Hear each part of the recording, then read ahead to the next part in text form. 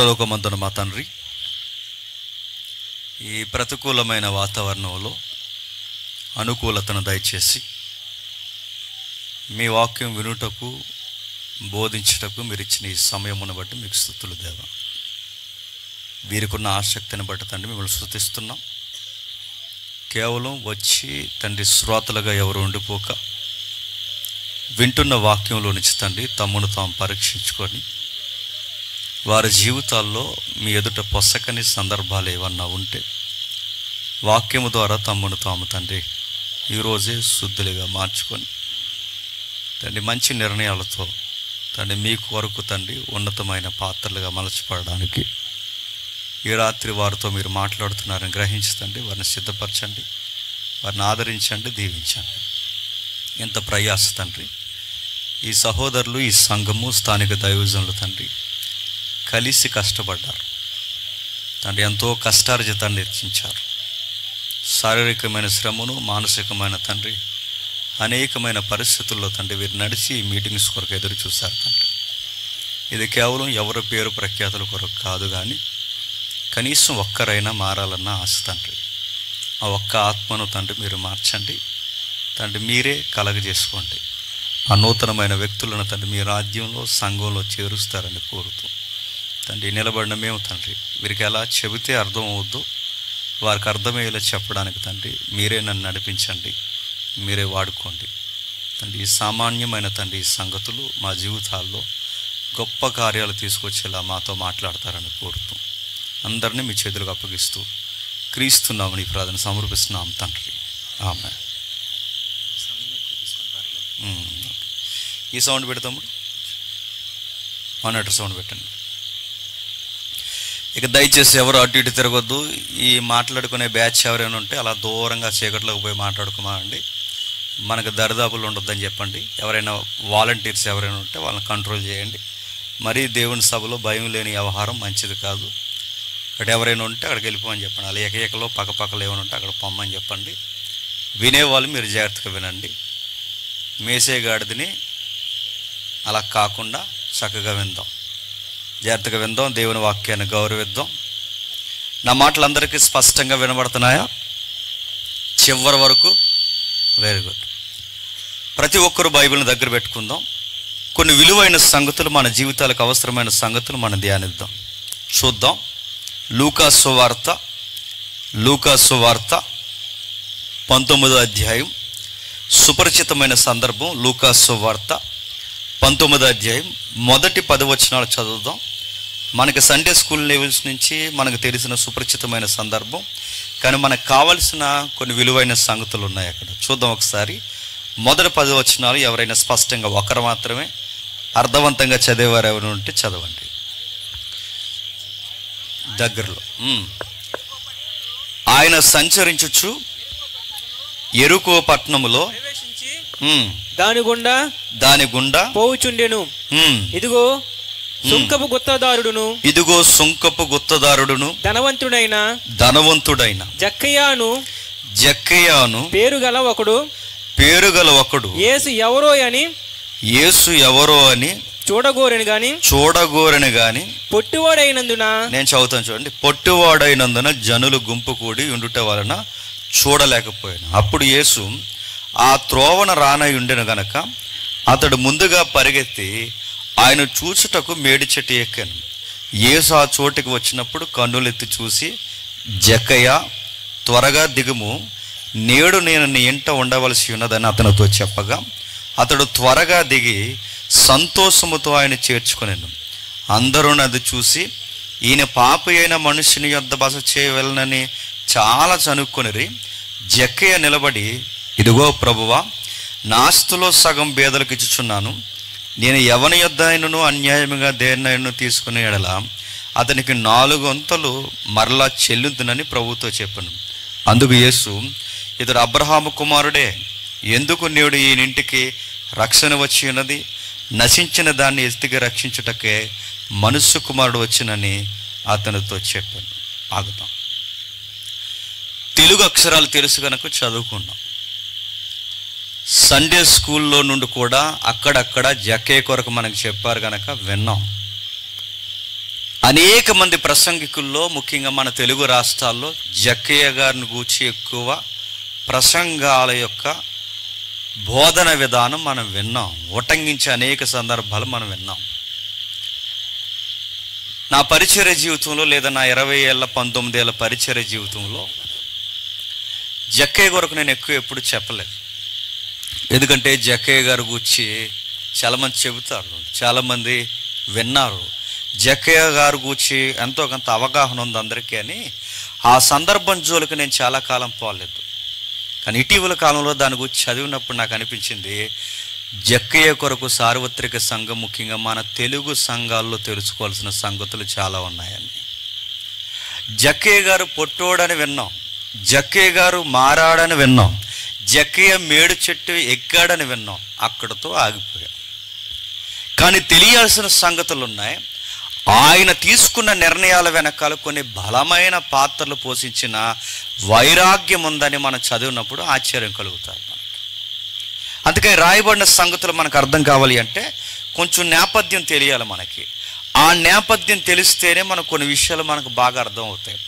ఏ నేపథ్యం తెలియకుండా మనం బైబిల్ చదివితే, తెలుగులో సామెత ఉంది, గుడ్డెద్దట, అది గుడ్డెద్ది చేలో పడితే ఏమవుద్ది, అది గుడ్డిది, దానికి చాలా ఆకలేస్తుంది. ఆ ఆకలి వెనకాల దానికి బంగారం లాంటి పంట ఉంది, ఆ పంట ఎదురుగుందని దానికి తినడం చేతనవ్వట్లేదు. ఎందుకు? అది గుడ్డిది. ఆ గుడ్డిది కనుక దానికి బంగారం లాంటి పంట ఎదురుగున్నా దానికి తినడం చేతకాక బంగారం లాంటి పంటను తొక్కుకుంటూ పోయింది. ఇది సామెతలో ఎంత వాస్తవం ఉందో మనకు కూడా బంగారం లాంటి వాక్యం ఉన్నా చెప్పండి, గుడ్డెద్దుల మాదిరి మనం చదువుకుంటున్నాం కానీ మనం గ్రహించలేకపోతున్నాం. అందుకే చూడండి, వాక్యాలు మనం ఎలా అలవాటు చేసుకున్నామంటే ఈ మధ్యకాలంలో కేవలం క్యాలెండర్ల మీద చదవడానికి అలవాటు చేసుకున్నాం. మరికొంతమంది దీన్ని ఎలా అలవాటు చేసుకున్నారంటే 31st వాగ్దానం కార్డులుగా అలవాటు చేసుకున్నారు. అప్పటి వరకు చదవరు ఈ వాక్యాన్ని. మరి ఎప్పుడు వాక్యం చదువుతారు, ఎప్పుడు చదువుతారంటే మనసు బాగోకపోతే చదువుతారు, అది కూడా ఇలా అనుకూలమైన వచనాలే చదువుతారు. పైగా మన విలేజ్ల్లో, మన ఇలా మారుమూర ప్రాంతాల్లో ఎక్కువ నానుడు ఏంటంటే భయం వేస్తుందా అని అడిగారట. భయం వేస్తుంది, తల దగ్గర ఎట్టుకో బైబిల్ అన్నారంట. తల దగ్గర అంటే ఇదేం తాయిత్తా తల దగ్గర ఎట్టుకోవడానికి? తల దగ్గర ఎట్టుకుంటే భయం పోతుందని, గుండెల మీద పెట్టుకో కొంచెం ఆవేశం తగ్గుతుందని ఎవడు అలవాటు చేస్తాడో తెలియదు కానీ ఇలాంటి మూఢనమ్మకాలు అలవాటు చేస్తాడంటే.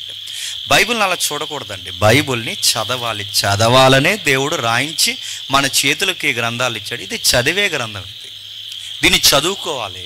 ఏదో ఆఫీస్కి వెళ్తున్నప్పుడు ఈరోజు డేట్ ఎంత, ఆ డేట్ కింద వాక్యం ఏంటి, ఇలాగ అలవాటు అయిపోయారు క్రిస్టియన్ క్యాలెండర్లు పెట్టుకుని ఇంట్లో. అందుకే సీజనల్గా వాక్యాలు అలవాటు చేశారు. ఈ నెలలో లేదా ఈ ఆగస్టులో ఏం బాగుంటుంది, అక్టోబర్లో ఏం బాగుంటుంది, సెప్టెంబర్లో ఏం బాగుంటుంది, నెలలో ఏ వాక్యాలు రాస్తే బాగుంటుందని సెలెక్టెడ్ వాక్యాలు రాసి క్యాలెండర్ల మీద వేసి మనకు 31st ఇచ్చేస్తే ఏడాదంతా ఆ వాక్యాలే చదువుకుంటున్నాం మనం. మరి 66 పుస్తకాలు చదవరా? చదవరు. చదివేంత ఖాళీ లేదు ప్రజలకు, ఎందుకంటే బిజీ అయిపోయారు, ఎంటర్టైన్మెంట్లో బిజీ అయిపోయారు, సంపాదనలో బిజీ అయిపోయారు, ప్రతి దిక్కున బిజీ అయిపోయారు తప్ప బైబిల్ చదివేంత ఆసక్తి కలిగిన ప్రజలు లేరు. అందుకే కొన్ని సందర్భాలు మనకి అవగాహన ఉండి మనకు తెలుసులే అనుకుంటున్నాము కానీ తెలియాల్సిన సంగతులు చాలా ఉన్నాయి. ఆ తెలియాల్సిన సంగతులు ఎదుగో ఈ ముఖ్యమైన సంగతి ఒకటి. మరి ఎందుకు చదవట్లేదు బైబిల్ అంటే అలవాటు అలవాటు అలవాటు లైసెన్స్ బిల్లల మాదిరి వాగ్దానం కార్డులు పట్టుకుని తిరుగుతున్నాం మనం. తిరగట్లేదా? అందుకే చూడండి, చిలక జ్యోతిష్యం చెప్పేవాడు ఉంటాడు చూసారా, ఆ చిలక జ్యోతిష్యం చిలకను తీసుకుని వచ్చి మన ముందు పెట్టి ఆ చిలకను పెట్టిన తర్వాత ఆడు కొన్ని కార్డులు ముందు పెడతాడు. ఆ ముందు కొన్ని కార్డులు పెట్టిన తర్వాత చిలక సీరియస్గా వచ్చి ఒక కార్డు తీస్తే ఆ కార్డును బట్టి వాడు మన భవిష్యత్తు చెప్పేస్తాడు. ఇది ఎంత విచిత్రంగా ఉంటుందో. ఆ చిలక రావడం ఏంటి, అది కార్డు తీయడం ఏంటి, ఆ కార్డు బట్టి ఆ ఏడాదిలో మనకి ఏం జరుగుతుందో ఆ కార్డును బట్టి చెప్పేస్తాడు వాడు. ఒక గమనించండి, చిలక జ్యోతిష్యం వాడు చిలకను తెచ్చి కార్డు తీసి ఫ్యూచర్ ఎలా చెబుతున్నాడో, ఈ క్రైస్తవ చిలకలన్నీ ఎప్పుడు వస్తాయి తెలుసా? చర్చికి 31st వస్తాయి. ఈ చిలకలన్నీ అప్పుడు వచ్చి ఏం చేస్తాయి? 31st కార్డులు ఏరుకుంటాయి. నా ఫ్యూచర్ ఎక్కడుంది, నా ఫ్యూచర్ ఎక్కడుంది. ఈ ఏడాది నా భవిష్యత్తు ఏంటి అంటే ఈ కార్డులు ఏరుకోవడానికి వస్తున్నాయి ఈ చిలకలు. మరి అప్పటి వరకు చర్చికి రారు. ఈ ఏడాది అంతా బలాదూరు తిరిగాం ప్రభువా, అయినా మమ్మల్ని భరించి నీ రెక్కల చాటున బలంగా మమ్మల్ని కాపాడో, మళ్ళీ ఈ ఏడాది వస్తున్నాం, చిన్న నీకు హాయ్ బాయ్ చెప్తాం, మాకు లైసెన్స్ ఇచ్చే తీసుకుని వెళ్ళిపోతామని 31st వస్తారు వీళ్ళ.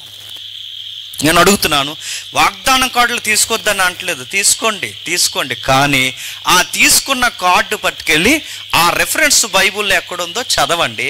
ఆ చదివిన తర్వాత అధ్యాయం యొక్క ఉద్దేశం ఏంటో చదవండి. ఆ అధ్యాయం వెనకాల ఆ పుస్తకం యొక్క ఉద్దేశం ఏంటో చదవండి. ఆ పుస్తకాన్ని రాసిన రచయిత యొక్క గొడవ ఏంటో చదవండి. అసలు బైబుల్ అక్కడ ఎందుకు ఆ వచనాన్ని లిఖించిందో ఒక్కసారి చదవండి. ఆ సారం మొత్తం నీకు అర్థమైనప్పుడు దేవుడు నీతో మాట్లాడతాడు. ఒక్క రెఫరెన్స్ దాన్ని ఎలా బయటికి లాగేసి దాన్ని చదివేస్తే దాని సందర్భం ఏంటి, దాన్ని రాసింది ఎవరికి రాస్తున్నాడు, ఇవేమీ పట్టించుకోకుండా ఆ ఒక్క వాక్యాన్ని బయటకు తీసుకొచ్చి ఇది నాకే అంటే ఇది అబద్ధం అవుదండి, ఆధారం లేని అలవాటు అవుదండి. ఇది ఒక ఉదాహరణ చెప్తాను వినండి. ఈ 31st కార్డులు తీస్తున్నప్పుడు కొంతమంది అందరు కాదులండి, కొంతమంది దైవజనులు ఏం చేస్తారంటే ఎవరి కార్డులు వాళ్ళకి సెపరేట్ చేస్తుంటారు. వాళ్ళకి ఆడవారి కార్డులు ఆడవారికి, మగవారి కార్డులు మగవారికి, యవనస్తుల కార్డులు యవనస్తులకి, ఎదిగే పిల్లల కార్డులు ఎదిగే పిల్లలకి, వాళ్ళకి అనుకూలమైన కార్డులు తీసి ఉంచుతారు. చిన్నపిల్లల కార్డు ఇవ్వాలనుకోండి, మనుషుల దయలోను దేవుని దయలోను ఎలాంటి రెఫరెన్స్ చిన్నపిల్లలకు రాసి పెడతారన్నమాట. కొత్తగా పెళ్ళైన వారు ఉన్నారనుకోండి, వాళ్ళకి ఇదిగో దేవుడు మీకు మగబిడ్డని వచ్చే ఏడాదికి మగబిడ్డని ఇస్తాను శారమ్స్ అందరి ముందు చూసారా, అలాంటి కార్డు ఒకటి వేస్తారనమాట. ఇలా ఎవరు సెపరేట్ వాళ్ళకి వేస్తారు. ఈ లోపల 31st ఎన్ని పనులు ఉంటాయండి దైవజనులకి? చాలా పెద్ద ప్రాజెక్టులు ఉంటాయి. ఎందుకంటే ఎప్పుడు రాని భక్తులందరూ 31st వస్తారు. ఆ రోజు పెద్ద కానా ఉంటుంది, దాని పేరు బడా కానా అంటారు. దాన్ని బడాకార అంటే పెద్ద భోజనం పెడతారు ఆ రోజు. అంటే ఈ భక్తులందరూ అప్పుడు వస్తారు. వచ్చినప్పుడు మరి కక్క ముక్క డొక్క ఇవన్నీ అరేంజ్ చేయాలిగా. ఇవన్నీ అరేంజ్ చేయాలి మరి పాస్టర్ గారు, ఎందుకంటే బ్యాచ్ కూడా కనీసం ఏదో సాయం చేద్దామని ఆ టైంకి రారు. అంత లాస్ట్లో వస్తారు రిబ్బన్ కటింగ్ చేయడానికి. మరి ఈ లోపల ఈ పనులన్నీ ఎవరు చేసుకోవాలి? పాస్టర్ గారే చేసుకోవాలి. కాస్త దగ్గరగా ఉన్న పిల్లలు ఎవరైనా ఉంటే వాళ్ళని ఎంటేసుకుని చేసుకోవాలి. ఈ టైంలో పాస్టర్ గారికి వాగ్దానం కార్డులు రెడీ చేయాలి, భోజన కార్యక్రమాలు రెడీ చేయాలి, ఎవరెవరిని మళ్ళీ పొగడాలో, ఎవరెవరి గురించి జ్ఞాపకం చేసుకోవాలో, ఈ ఏడాదిలో సహకరించిన వాళ్ళు ఎవరు, ఎంత ప్రాజెక్ట్ అంతా ఉంటుంది. ఇన్ని కార్యక్రమాలు ఆయన సిద్ధపాటు అయినప్పుడు ఈ లోపల వాగ్దానం కార్డు రెడీ చేసి, ఒరే సాయంత్రం వస్తాను, నేను కొంచెం పని మీద బయటకు వెళ్తున్నాను, ఇవి జాగ్రత్తరా, నేను వచ్చిన తర్వాత నాకు మళ్ళీ ఇచ్చే, నేను సాయంత్రం అందరికీ పంచుతానని సంఘంలో ఉన్న కుర్రగాడికి పాస్టర్ గారు కార్డులు ఇచ్చారు. ఈ కుర్రగాడు, కొంతమంది ఎక్స్ట్రీమ్ కుర్రగాళ్ళు ఉంటారండి సంఘంలో, కంగారగాళ్ళు. అలాంటి కుర్రగాడు కొడుకు ఇచ్చాడు. వీడు ఏం చేశాడంటే అటు ఇటు తిరిగి కంగారు, వీడి చెప్పిన పని చేయమన్నా వీడి చెప్పిన పని చేసేదానికన్నా అనవసరమైన పనులు ఎక్కువ చేస్తాడనమాట ఈ కుర్రగాడు. వీడు చేస్తూ ఏం చేశాడంటే ఈ కంగారులు వీడు కార్డులు కలిపేశాడు. ఈ విషయం పాస్టర్ గారు చెప్తే పాస్టర్ గారు చీ అంటారని చెప్పలేదు పాస్టర్ గారికి. ఏమీ తెలియకుండా కార్డులు తెచ్చి పాస్టర్ గారికి ఇచ్చేస్తే పాస్టర్ గారికి ఈ విషయం తెలియదు. పాస్టర్ గారు సీరియస్గా ప్రేయర్ అయిన తర్వాత సరిగ్గా 12:30 దాటిన తర్వాత ఎవరి కాళ్ళకి లైన్లో కార్డులు ఇచ్చేస్తున్నాడు ఈయన. ఈ కార్డులు ఇచ్చేస్తుంటే వాళ్ళ కార్డులు వీళ్ళ కార్డులు వాళ్ళకి కలిసిపోయేగా. ఈ లోపల ఒక పెళ్లిగాని కుర్రాడు కార్డు వచ్చింది. ఆ కార్డులు ఇలా ఉంది. ఆ కార్డులు ఏముందంటే వచ్చే ఏడాది గర్భవతి అవుతానుంది. అవుతాడా? చస్తాడాడు? అవుతాడా? ఇప్పుడు ఆడికి ఆ కార్డు వచ్చింది అనుకోండి, లాజిక్ పని చేస్తే ఏం చేయాలి? అసలు ఈ రెఫరెన్స్ ఎక్కడుంది, ఎవరి కోసం చెప్పాడు, నాకెందుకు ఈ కార్డు వచ్చింది, దీనికి ఏమైనా సందర్భం ఉందని చదవడం జ్ఞానవంతుల లక్షణం అంటారు. ఏ కార్డు పడితే ఆ కార్డు పట్టుకెళ్ళిపోయి దానికి ఒక సందర్భం లేదా, దాన్ని ఒక విధంగా చదివేంత బాధ్యత లేదా? చదవాలి వాక్యాలు. అందుకే చెప్పే నా చేతుల్లో బైబిల్ పెట్టాడు, వినే మీ చేతుల్లో బైబిల్ పెట్టాడు. ఎందుకు బైబిల్ పెట్టాడు? చదువుతామని పెట్టాడు, చదువుకుంటామని పెట్టాడు. అందుకే మన దేవుడు ఊహల్లో ఉన్న దేవుడు కాదు, మన దేవుడు గాల్లో ఉన్న దేవుడు కాదు, మన దేవుడు ఎవడికి వాడే ఊహించుకోండి అని చెప్పుకున్న దేవుడు కాదు. మన దేవుడికి ఒక సిస్టమేటిక్ ఉంది. ఆయనకు ఒక క్రమానుగతమైన తనను తాను బయలుపరుచుకున్న విధానం ఉంది. ఆయన ఎక్కడ బయలుపరుచుకున్నాడు? కొండల మీద కాదు, మెట్టల మీద కాదు, నదుల మీద కాదు. ఆయన తనను తాను ఎక్కడ బయలుపరుచుకున్నాడంటే 66 పుస్తకాల్లో బయలుపరుచుకున్నాడు. ఈ 66 పుస్తకాలు నువ్వు చదివితేనే ఆయన అంటే ఏంటో నీకు అర్థమవుద్ది. ఆయన అంటే ఏంటో నీకు అర్థమైతే ఆయనతో నువ్వు ఎలా సహవాసం చేయాలో నీకు అర్థమవుద్ది.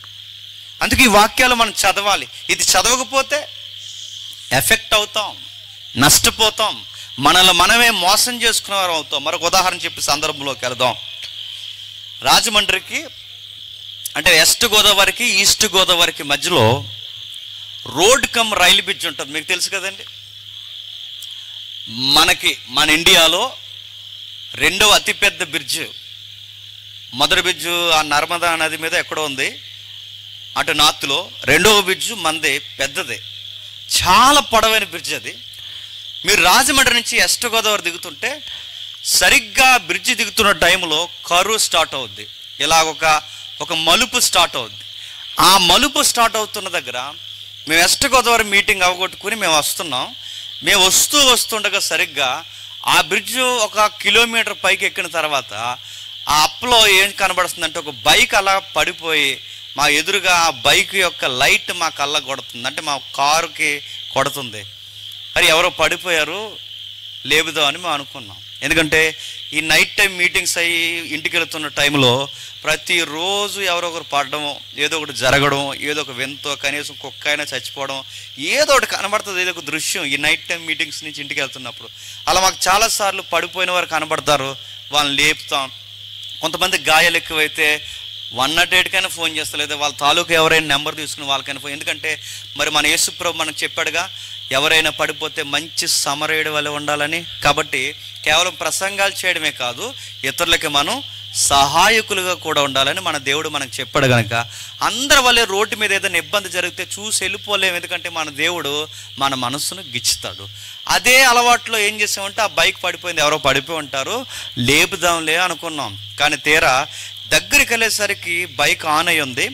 ఆ బైక్ ఆన్ అయి ఉన్నది ఇంకా ఏం జరిగిందని లోపలికి వెళ్ళి ఎదరికెళ్ళి చూసేసరికి ఒక మనుష్యుడు పడిపోయాడు. ఈ మెదడు ఉంటుంది చూసారా, పెరుగు ముద్ద లేదా జున్నుగడ్డ బయట పడిపోతే ఎలా ఉంటుందో సేమ్ ఆ మెదడంతా రోడ్డు మీద అలా పడిపోయి ముక్కలుగా పడిపోయిందండి.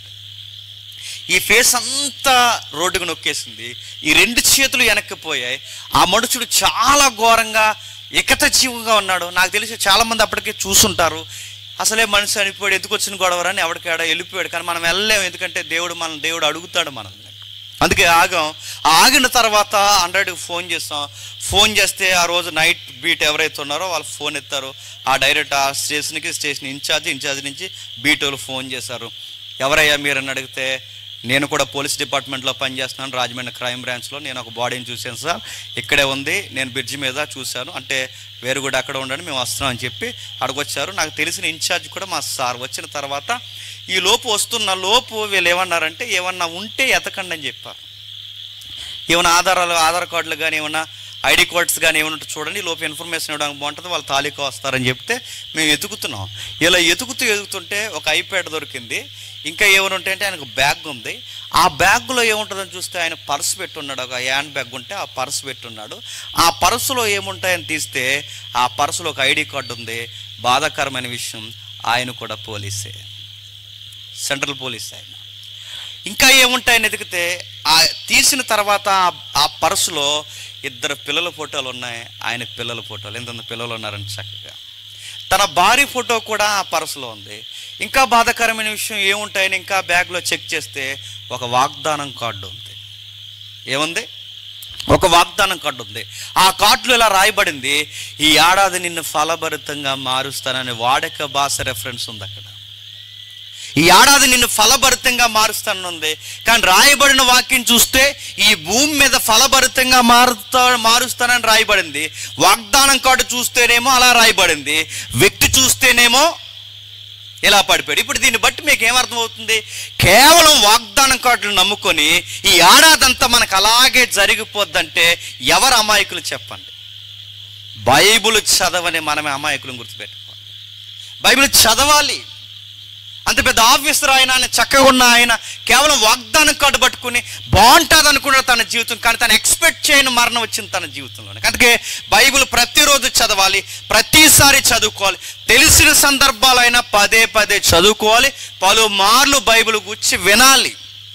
అది విన్నప్పుడే నీ యొక్క దేవుడు నీతో మాట్లాడడం స్టార్ట్ చేస్తాడు. అందుకే బైబిల్లో రాస్తున్నాడు చూడండి, రాయబడిన సంగతి ఏంటి? ఒక సందర్భం ఉంది దీనికి.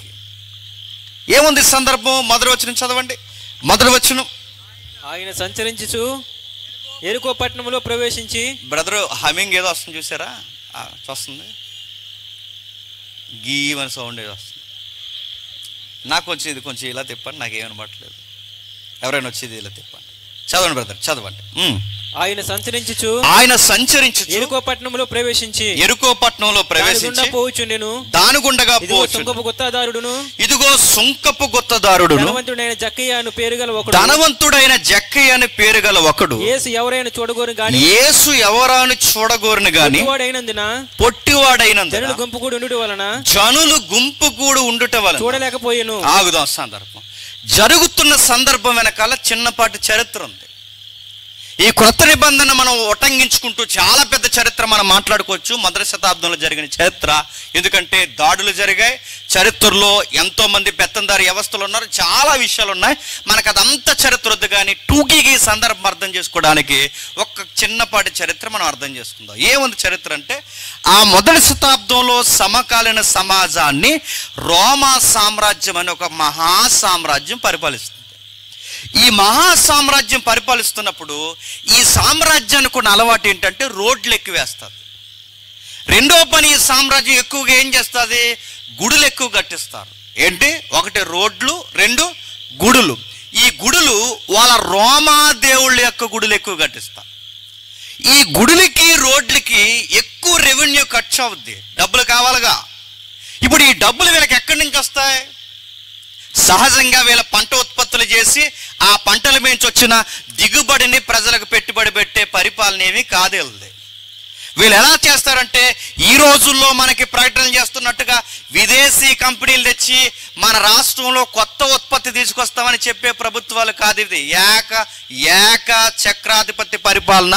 వారు ఎలా పరిపాలించాలనుకుంటారో అలా పరిపాలిస్తారు అంతే. వాళ్ళు ప్రజలకి సౌఖ్యం ఉందా లేదా వాళ్ళకి అనవసరం, ప్రజలకి అనుకూలత ఉందా లేదా వాళ్ళకి అనవసరం. వాళ్ళకి ఇలాంటి నిధులు కావాలంటే వీళ్ళ రోడ్లు వేయడానికి, వీళ్ళ భవంతులు కట్టుకోవడానికి, ముఖ్యంగా వీళ్ళ దేవతలకి గుడి కట్టుకోవడానికి వీళ్ళకి రెవెన్యూ కావాలి. రెవెన్యూ ఎలా వస్తుంది? పబ్లిక్ మీద పన్ను వేయాలి, ప్రజల మీద పన్ను వేయాలి, ప్రజల మీద ట్యాక్స్ వసూలు చేయాలి. ప్రజల మీద ఎప్పుడైతే ట్యాక్స్ వసూలు చేయాలనుకున్నారో ఈ ప్రజలు అప్పటికే నలిగిపోతున్నారు, అప్పటికే ఇసుకుపోతున్నారు, అప్పటికే వీళ్ళకి సరి అయిన వసతులు, వనరులు దొరక్క ఇబ్బంది పడుతుంటే జరిగిన నష్టాలు సరిపోలేదనుకున్నారు ఏంటో తెలియదు, కానీ వీళ్ళ మీద పన్ను వసూలు చేయడం స్టార్ట్ చేస్తారు. అంతే, ఒక మాట కాదు, రెండు మాటలు కాదు, పదే వీళ్ళు చెప్పి చాలా మంది ఆఫీసర్లను పెట్టి ఎట్లా అయినా సరే పన్ను వసూలు చేయాలి. ఇంటి మీద పన్ను, పంట మీద పన్ను, ఉన్నందుకు భూమి మీద పన్ను. ఇంకా చెప్పాలంటే రోమా ప్రభుత్వం యొక్క అధికారం కింద బతుకుతున్నందుకు, సిటిజన్షిప్ ఉన్నందుకు, సిటిజన్షిప్ ఉంటే ఒక పన్ను, లేకపోతే మరో పన్ను.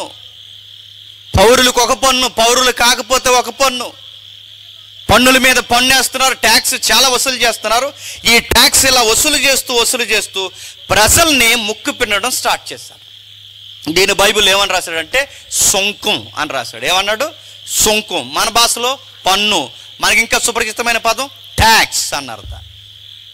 అంటే ఈ ట్యాక్స్ లేదా ఈ పన్ను లేదా ఈ సొంకం ఈ ప్రజల మీద ఎప్పుడైతే వసూలు చేశారో వీళ్ళకి, యూదులకి సిర్రెత్తిపోయే పనులు చేసేవారు ఈ గవర్నమెంట్.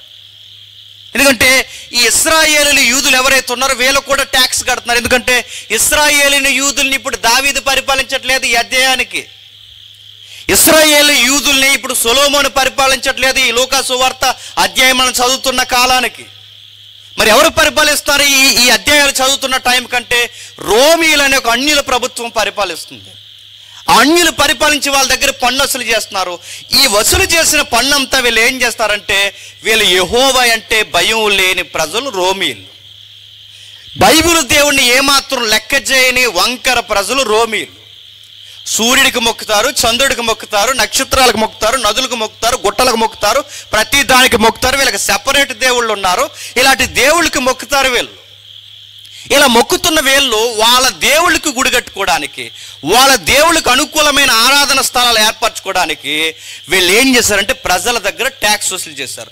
వసూలు చేసిన యూదుల డబ్బు, వసూలు చేసిన ఇశ్రాయేలు డబ్బు పట్టుకెళ్ళి వీళ్ళు ఏం కడుతున్నారు? గుళ్ళు కడుతున్నారు. యూదులకి ఎలా ఉంటుందండి? అసలే వీళ్ళు నిష్ట కలిగిన, భక్తి కలిగిన వారు ఎవరు? యూదులు. అసలే యెహోవా దేవుని ఆరాధికులు. అలాంటి ఈలో ఏకముగా పిలువబడిన ఈ జనాంగం దగ్గర వీళ్ళు ఈ ట్యాక్స్ వసూలు చేసి పట్టుకెళ్ళి అన్యులు గుడులు కడుతుంటే వీళ్ళకి చాలా కోపం వచ్చింది. వ్యతిరేకించాలన్నంత కోపం వచ్చేది, ఎలాగైనా సరే ఈ ప్రభుత్వం మీద తిరగబడాలంత కోపం వచ్చేది. కానీ ఇలా బలం సరిపోదు, ఎందుకంటే జనసంఖ్య తక్కువ, పైగా పోరాట యోధుల బలం కూడా తక్కువ వీళ్ళకి. కాబట్టి ఏమి చేయలేరు. ట్యాక్స్ కట్టేవారు, తమలో తాము సనుక్కునేవారు, తిట్టుకునేవారు. ఎవడైతే సుంకం వసూలు చేయడానికి వస్తాడో ఈ సుంకర్లను మరీ తిట్టుకునేవారు. అరే సన్నాసిగాళ్ళారు ఎలాగనుకునేవారేమో. ఒకవేళ నేను కావాలన్న పదం ఉపయోగిస్తున్నారు. రే మీరు మనోళ్ళై ఉండి, మన ఇశ్రాయేలీలై ఉండి, మన యూదులై ఉండి మన డబ్బు పట్టుకెళ్ళి వాళ్ళు ఎవరికో పెడితే వాళ్ళ గుళ్ళకి ఈ డబ్బు అంతా పెట్టుబడి పెడుతున్నారు, మీరు ఎంత పాపిష్టి పనులు చేస్తున్నారు ఏంట్రా అని ఎవరిని తిట్టుకుంటున్నారు? సుంకర్లను తిట్టుకుంటున్నారు. సుంకర్లు అంటే ఎవరు? ఆ వడ్డీని వసూలు, క్షమించండి, ఆ పన్ను వసూలు చేసేవాళ్ళు, ఆ సుంకాన్ని వసూలు చేసే ఆఫీసర్స్ ఎవరైతే ఉన్నారో గవర్నమెంట్ కింద, లేకపోతే ఈ గుత్తందారుల కింద ఎవరైతే ఉంటారో ఆ పని చేసే ఆ చిన్నపాటి ఉద్యోగాలు. అంటే ఒక మాటలో మీకు అర్థం కావాలి అంటే ఈ చిన్న చిన్న ప్రభుత్వానికి ప్రజలకి మధ్య చిన్న చిన్న ఉద్యోగస్తులు ఉంటారు చూసారా, ఆ కేటగిరీ అన్నమాట ఈ సుంకర్లు. వీళ్ళు చేసే పనులు ఎలా చేస్తున్నారంటే ఈ ప్రజలకంటే ఈ సుంకర్ల పైగా ఎవరెవరినో పెట్టట్లేదు. ఈ సుంకర్లు కూడా ఎవరు పెడుతున్నారంటే ఇశ్రాయేలీలనే సుంకర్లుగా పెడుతున్నారు, యూదుల్లో యూదుర్నే సుంకర్లుగా పెడుతున్నారు. అందుకే ఈ యూదుల్ని లేదా ఇశ్రాయేలీలు మనలో ఉన్న మీరు ఎలా చేస్తున్నారు ఏంటో అని వాళ్ళని తిట్టుకుంటున్నారు. ఎందుకంటే వీళ్ళకి బలమైన కారణాలు ఉన్నాయి. ఒకటి, వాళ్ళకి బాగా వినాలి, ఆ ప్రభుత్వానికి మీరు సపోర్ట్ చేస్తున్నందుకు వీళ్ళని తిట్టుకునేవారు. రెండోది, మన డబ్బు పట్టుకెళ్ళి వాళ్ళ యొక్క దేవతలకి గుడులు కడుతున్నందుకు ఇంకా తిట్టుకుంటున్నారు. ఇలాంటి ఉద్యోగానికి ఆఫీసర్గా ఉన్నాడట ఎవరు? జక్కీ గారు. ఇప్పుడు చెప్పండి, ఎరుకో టౌన్లో జక్కీ గారిని మంచిగా పొగుడుతారా తిడతారా చెప్పండి? ఏమని తిడతారంటే ఇంక బూతులు ఏం చెప్పకండి, ఏమని తిడతారు? ఎన్ని తిట్టకూడదు అన్ని తిట్టుకుంటారు. మన జాతికి సెడబుట్టినోడు, ఇంకా మన జాతికి అన్యాయం చేస్తున్నాడు, ఇంకా జాతి ద్రోహి, ఇంకా రాష్ట్ర ద్రోహి, ఇంకా ప్రజలు ఇదిగో ప్రజలు మన ప్రజలు స్వజాతి ప్రజలు నలిగిపోతున్న కేవలం స్వార్థంతో బతుకుతున్న జలగా ఇంకెన్ని తిడతారు చెప్పండి? ఎన్ని తిట్టాలని తిడతారు. అంటే జక్కీ గారికి మంచి సాక్ష్యం ఏమీ లేదు టౌన్లో. జక్కీ గారి గురించి ఎవరో ఏం మంచిగా చెప్పుకోరు. ఎందుకంటే తమ సొంత ప్రజల దగ్గర పన్నులు చేస్తున్న వారిని సొంత ప్రజలు సపోర్ట్ చేస్తారా? అంటే నువ్వు నీ కుటుంబం బాగుండి మీరు ఆర్థికంగా బాగుంటే చాలు, ఇక వెనకున్న మేము ఏమైపోయినా పర్లేదంటే కనీసం మన ఇశ్రాయేలీల యొక్క పౌరసత్వం కూడా మర్చిపోయారా మీరని ఈ సుంకర్లందరినీ తిట్టుకుంటున్నారు. అలాంటి టైంలో ఇలాంటి పరిస్థితులు అన్నీ జరుగుతున్న టైంలో సరిగ్గా అదే టౌన్కి మన ప్రభు అయిన యేసుక్రీస్తు వారు వెళ్ళారు. నా మాటలు అర్థమవుతున్నాయా? చుట్టూ వాతావరణం మర్చిపోకండి. అంటే ఓ పక్క ప్రభుత్వం ముక్కు పిండుతుంది, రెండవది ఆ ప్రభుత్వానికి కింద పనిచేస్తున్న ఉద్యోగస్తులు ప్రజలు ముక్కు పిండుతున్నారు. వీళ్ళు ఎవరంటే అటు ప్రభుత్వానికి ఇటు ప్రజలకి మధ్య రాపిడికి గురవుతున్నారు. పన్ను వసూలు చేయకపోతే వాళ్ళు ఊరుకోరు, పన్ను వసూలు చేస్తున్నందుకు వీళ్ళు ఊరుకోరు. ఈ రెండిటి మధ్య అటు బాగా వినాలి, అటు ప్రభుత్వానికి ఇటు ప్రజలకి మధ్య సుంకర్లు. ఈ సుంకర్ల పైన కూడా మళ్ళీ ఒక హెడ్ ఆఫ్ ది ఆఫీసర్ ఉంటాడు. నా మాటలు అర్థమవుతున్నదో? సుంకరి వేరు, సుంకపు గుత్తదారుడు వేరు. మళ్ళీ సుంకరు వేరు, సుంకపు గుత్తదారుడు వేరు. సుంకరు అంటే ఇంటింటికి వెళ్ళి పన్ను వసూలు చేసేవాడు. గుత్తదారుడు అంటే ఈ వసూలు చేసిన ఈ పన్నంతా తెచ్చి ఒక ఆఫీసర్ దగ్గర పెడతారు. ఆ పన్నును వసూలు చేసే ఆఫీసర్ ఎవరైతే ఉన్నాడో ఆయనే గుత్తదారు. ఇప్పుడు చెప్పండి, జక్కీ గారు ఏ కేటగిరీకి చెందినాడు? గుత్తదారుడు అంటే ఆఫీసర్. అంటే పనికి మాలిన వాళ్ళందరికీ లీడర్ అన్నమాట ఎవరు? జక్కీ గారు. ఆ మాటలు అర్థమవుతుందో? ప్రజలు తిట్టుకునే వాళ్ళందరికీ లీడర్ అన్నమాట. ఓ మాట తెలుగులో సామెత ఉంటుంది, దొంగ కాకిలకి తల్లి కాకి ఎవరు చెప్పండి? అది దొంగ కాకులందరికీ తల్లి కాకులు అటోడు. ఈ కాకిలే పొడి చేస్తున్నాయి అంటే ఈ కాకిల్ని కలిసి పొడి చేసేవాడు ఎవరు చెప్పండి? జక్కయ్య. ఆ రోజుల్లో ఒక చట్టం ఉందట, ఇంటర్నల్ లా అంటారు దీన్ని. ఆ లా అంటే ఏంటంటే ఇదిగో ఈ సుంకర్లందరూ ఇంటింటికి తిరిగి ఈ సుంకం తెచ్చిన తర్వాత ఈ ఆఫీసర్ దగ్గర పెడితే ఈ ఆఫీసర్ ఏం చేస్తాడంటే కొంత కావలసిన పర్సంటేజ్ తాను తీసుకుని మిగిలిన పర్సంటేజ్ ఎవరికి పంపుతాడు? మాటలు అర్థమవుతున్నాయి? అంటే సగం ఇక్కడ నొక్కేస్తారు. ఎక్కడ? ప్రభుత్వానికి వెళ్ళే ముందంటే ఎందుకు నొక్కేస్తారు కాదు, ఇందులోనే జీతాలు తీసుకోవాలి. ఎవరు? ఈ ఆఫీసర్లు. అంటే వీళ్ళ జీతాలు ఇందులోనే, ఆఫీసర్ జీతం ఇందులోనే. ఈ తగులు మిగులు పోగా మిగిలిన పర్సెంటేజ్ ఎక్కడికి వెళ్తుంది అంటే ప్రభుత్వానికి వెళ్తుంది. ఎంత సిస్టమ్ నడుస్తుంది. అలాంటి సిస్టమ్ నడుస్తున్న టైంలో సరిగ్గా టౌన్కి వెళ్ళారు. ఎవరు చెప్పండి? యేసుక్రీస్తు వారు. ఆ టౌన్కి వెళ్ళినప్పుడు ఏం జరుగుతుందంటే, ఇప్పుడు మళ్ళీ చదువుదాం మొదటి వచనం. ఆయన సంచరించుచు యెరికో పట్టణంలో ప్రవేశించిన. బాగా వినాలి, బైబిల్ రోజు చదివే వాళ్ళకి విచిత్రంగా అనిపించే వచనాల్లో ఆ మొదటి వచనం ఒకటి. మరలా బైబిల్ చదివే అలవాటు ఉన్న వారికి, రోజు బైబిల్ చదువుకునే అలవాటు ఉన్న వారికి విచిత్రంగా అనిపించే వచనాల్లో మొదటి వచనం ఒకటి. ఎందుకంటే యెరికో పట్టణం అప్పటికి చరిత్రలో ఏమైంది? శాపానికి గురైంది. ఎప్పుడు శాపానికి గురైంది? యెహోషువ టైంలో ప్రజలను కానాను భూభాగానికి తీసుకెళ్తున్నప్పుడు ఆ ఇశ్రాయేలు ప్రజలకు అడ్డొచ్చిన వారిలో, ఇబ్బంది పెట్టిన వారిలో, పట్టణ ప్రజల్లో ఒకరెవరు చెప్పండి? యెరికో ప్రజలు. ఆ రోజుల్లో యెహోషువ ఒక శాపం పెట్టాడు. యెరికోని ఎవడైనా డెవలప్ చేసినా, యెరికో యొక్క బాగుని కోసం ఎవడైనా కోరుకున్నా, యెరికో పరిస్థితులు బాగుండాలని ఎవడైనా తలంచినా, దీని డెవలప్మెంట్కి ఎవడైనా పునాది రాళ్ళు ఎత్తినా, గడప గవిన దగ్గర నిలబడి ఎవడైనా దీని యొక్క పురోగభివృద్ధి కోసం ఎవడైనా ఆలోచించినా వాడు ఎగిరిపోతాడని ఆ రోజు యెహోషువ శాపం పెట్టాడు. రెండవది, ఆ శాపం ఎప్పుడైతే పెట్టాడో ఆ శాప నివారణ కాస్త తాత్కాలికంగా ఎక్కడాగిందంటే ఎలీసా కాలం వచ్చేసరికి ఆగుతుంది. ఎక్కడికి? యెహోషువ ఎలీసా, యెహోషువ ఎలీసా. ఇక దీనికి సంపూర్ణ విడుదల దేవుడి దగ్గర నుంచి వచ్చింది. లేదు, ఈ పట్టణాన్ని దేవుడు ప్రేమిస్తున్నాడు. యెహోషువ శాపం పక్కన పెట్టి మరలా ఈ ప్రజలను ప్రేమిస్తున్నాడు అని గుర్తు ఏంటంటే, దైవ కుమారుడైన దీనుడికి వచ్చిన దేవుని కుమారుడు యేసుక్రీస్తు సరాసరి ఏ పట్టణంలోకి వెళ్తున్నాడు అంటే, ఈ పట్టణం ఒకప్పుడు విడవబడిన పట్టణం, ఒకప్పుడు ఈ పట్టణం శాపగ్రస్తమైన పట్టణం, ఒకప్పుడు ఈ పట్టణం దేవునికి విరుద్ధమైన పట్టణం. ఇప్పుడు ఆ దేవుడే ఆ పట్టణంలోనికి ప్రవేశిస్తుంటే వెల్కమ్ చెబుతున్న పట్టణం. అందుకే యెరికో వచనం, ఆ వచనం చదివినప్పుడు విచిత్రంగా ఉంటుంది. ఆ వచనాన్ని చదువుతున్నప్పుడు దైవసుతుడు, దైవం, దేవుడు ఇలలోనికి వచ్చి అనేక ప్రాంతాల్లో సంచరిస్తున్న ఆయన యెరికో పట్టణంలోకి ప్రవేశించాడట. ప్రవేశించి దాని గుండా పోచుండను. ఇదిగో సుంకపు గుత్తదారుడును ధనవంతుడైన జక్కయ్య. ఏంటట? ఎవరంటేనా? సుంకపు గుత్తదారుడు. మళ్ళీ క్లారిటీ ఇస్తున్నాను. సుంకపు గుత్తదారుడు ఎవరు? సుంకపు గుత్తదారుడు. సుంకరు వేరు చెప్పాలి, గుత్తదారుడు వేడు. సుంకర్లందరి మీద ఉండే అధికారిని ఏమంటారు? సుంకపు గుత్తదారుడు. అంటే ఈ సుంకపు గుత్తదారుడు. రెండవది, ఈయన కేవలం ఈ ట్యాక్స్ వల్లే డబ్బు ఉన్నవాడు అవ్వలేదట, సహజంగానే డబ్బున్నవాడట. ఎవరు? జక్కయ్య గారు. అంటే ఒకటి, ఆయనకి ట్యాక్స్ వల్ల డబ్బు వస్తుంది. రెండు, సహజంగానే తమ పితరుల దగ్గర నుంచి ఆస్తులు ఉన్నాయి. అంటే జక్కయ్య గారికి రెండు ఆస్తులు ఉన్నాయి. ఒకటి, అన్యాయపు సిరి వలన ఆస్తి ఉంది. రెండు, న్యాయపరమైన ఆస్తి. అంటే రెండు ఆస్తులు ఉన్నాయి. ఎవరికి? జక్కయ్య గారికి. ఆ ఆస్తులు ఉన్నాయి చెప్పండి, ఈ ఆస్తులు ఉన్నాయి, రెండు ఆస్తులు ఉన్నాయి. జక్కయ్య అనే పేరు మనసుని చేయబడింది. జక్కయ్య అంటే, మిమ్మల్ని అడుగుతున్నాను చెప్పండి, జక్కయ్య అంటే పొట్టోడు అనకండి, చెప్పండి. జక్కయ్య అంటే కొంచెం అర్థం కావడానికి, జక్కయ్య అంటే జకరయ్య అనే పేరుందా బైబిల్లో? జకరయ్య. జకరయ్య పేరులోంచి వచ్చిన పేరే జక్కయ్య. మరలా జకరయ్య అనే పేరు నుంచి వచ్చిన మరో పేరే జక్కయ్య.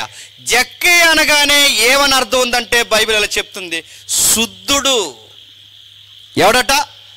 పరిశుద్ధుడు. అని అడుగుతున్నాను, జక్కయ్య పేరు ఒకటే చెప్పండి, తీరు ఒకటి. జక్కయ్య పేరేంటి? శుద్ధుడు అని అడుగుతున్నాను. శుద్ధుడుగా ఉన్నాడండి, ప్రజలు తిట్టుకుంటున్నారు. ప్రజలు నాశనకరమైన వ్యక్తిగా తిట్టుకుంటున్నారు. ప్రజలు ఏమాత్రం పొగడట్లేదు. ఆయన పేరు ఒకటి చెప్పండి, ఆయన తీరు ఒకటి. మనలో చాలా మంది పేర్లు ఒకటే, తీర్లు ఒకటే. ఎవడండి వీడు ఎలా ఉన్నాడంటే, ఆడెవడో తెలుసా? ఆడ అబ్రహాం గారు. అబ్రహాం గారు బ్యాందీ తాగి పడిపోతారు ఏటో మరి. అబ్రహాం గారు బ్యాందీ తాగేస్తారు. ఈడెవడండి డ్రైనేజ్ పక్కన తొలెత్తుందంటే మోసే గారు సారా తాగేస్తారు. ఈవిడెవరండి ఇంత పచ్చిపుత్రులు మాట్లాడుతుంది? ఎవరండి అంటే ఎవరనుకుంటున్నారు? మరియమ్మ. మరియం బూతులు మాట్లాడుతుంది, ఎస్తేరం బూతులు మాట్లాడుతుంది అంటే పేర్లేమో మంచివి చెప్పండి, తీర్లేమో చండాలమైనవి. అందుకే జక్కయ్య పేరు చాలా మంచిది. శుద్ధుడు మరొక పర్యాయ పదం ఉంది, అమాయకుడు మరొక పర్యాయ పదం ఉంది, దేవునికి ఇష్టుడు. అరే ఇన్ని పర్యాయ పదాలు, అన్ని పర్యాయ పదాలు బాగున్నాయి ఈ పేర్ల అర్థాలు, కానీ ఆయన పేర్లున్న అర్థాలకు తగిన ఇష్టమైన ప్రవర్తన ఎవరికి లేదండి, జక్కయ్యకి లేదు. అందుకే జక్కయ్య పేరు ఒకటి తీరొకటి. చదువుదాం 2వ వచనం చదువుదాం. దాని గుండా పోవుచుండెను, ఇదిగో సుంకపు గుత్తదారుడును, ధనవంతుడైన జక్కయ్య అని పేరు గల ఒకడు, యేసు ఎవరో అని చూడగోరను గాని పొట్టివాడైనందున జనులు గుంపు కూడి ఉండుట వలన చూడలేకపోయాను. ఆగుదాం. చిన్నప్పుడు ఒక పద్యం ఉండేది. పద్యం, మేడు చెట్టు మేడు పండు. చెప్పండి. మేడు పండు చూడు, పొట్ట విప్పు చూడు. ఈ సామెత ఎవరికి సరిపోతుంది చెప్పండి? జక్కయ్య పేరేమో మేడు పండు లాంటి పేరు, పట్టిప్పితే అంటే బతుకిప్పితే అన్ని పురుగులే. మేడు చెట్టు ఎక్కాడు, ఎక్కాల్సిన చెట్టు ఎక్కాడు. నేను అనుకుంటాను విచిత్రమైన చెట్టు, ఆ చెట్టుకు తగ్గట్టే ఎక్కాడు. నా మాటలు అర్థమవుతున్నాయా? ఆయన ఏదో యాభాలాభంగా ఎక్కిన చెట్టు కాదు, ఏదో ఆ టైంకి అక్కడ ఉన్న చెట్టు కాదు. నేను అనుకుంటానండి దేవుడి చిత్తం పక్కా టైం లైన్తో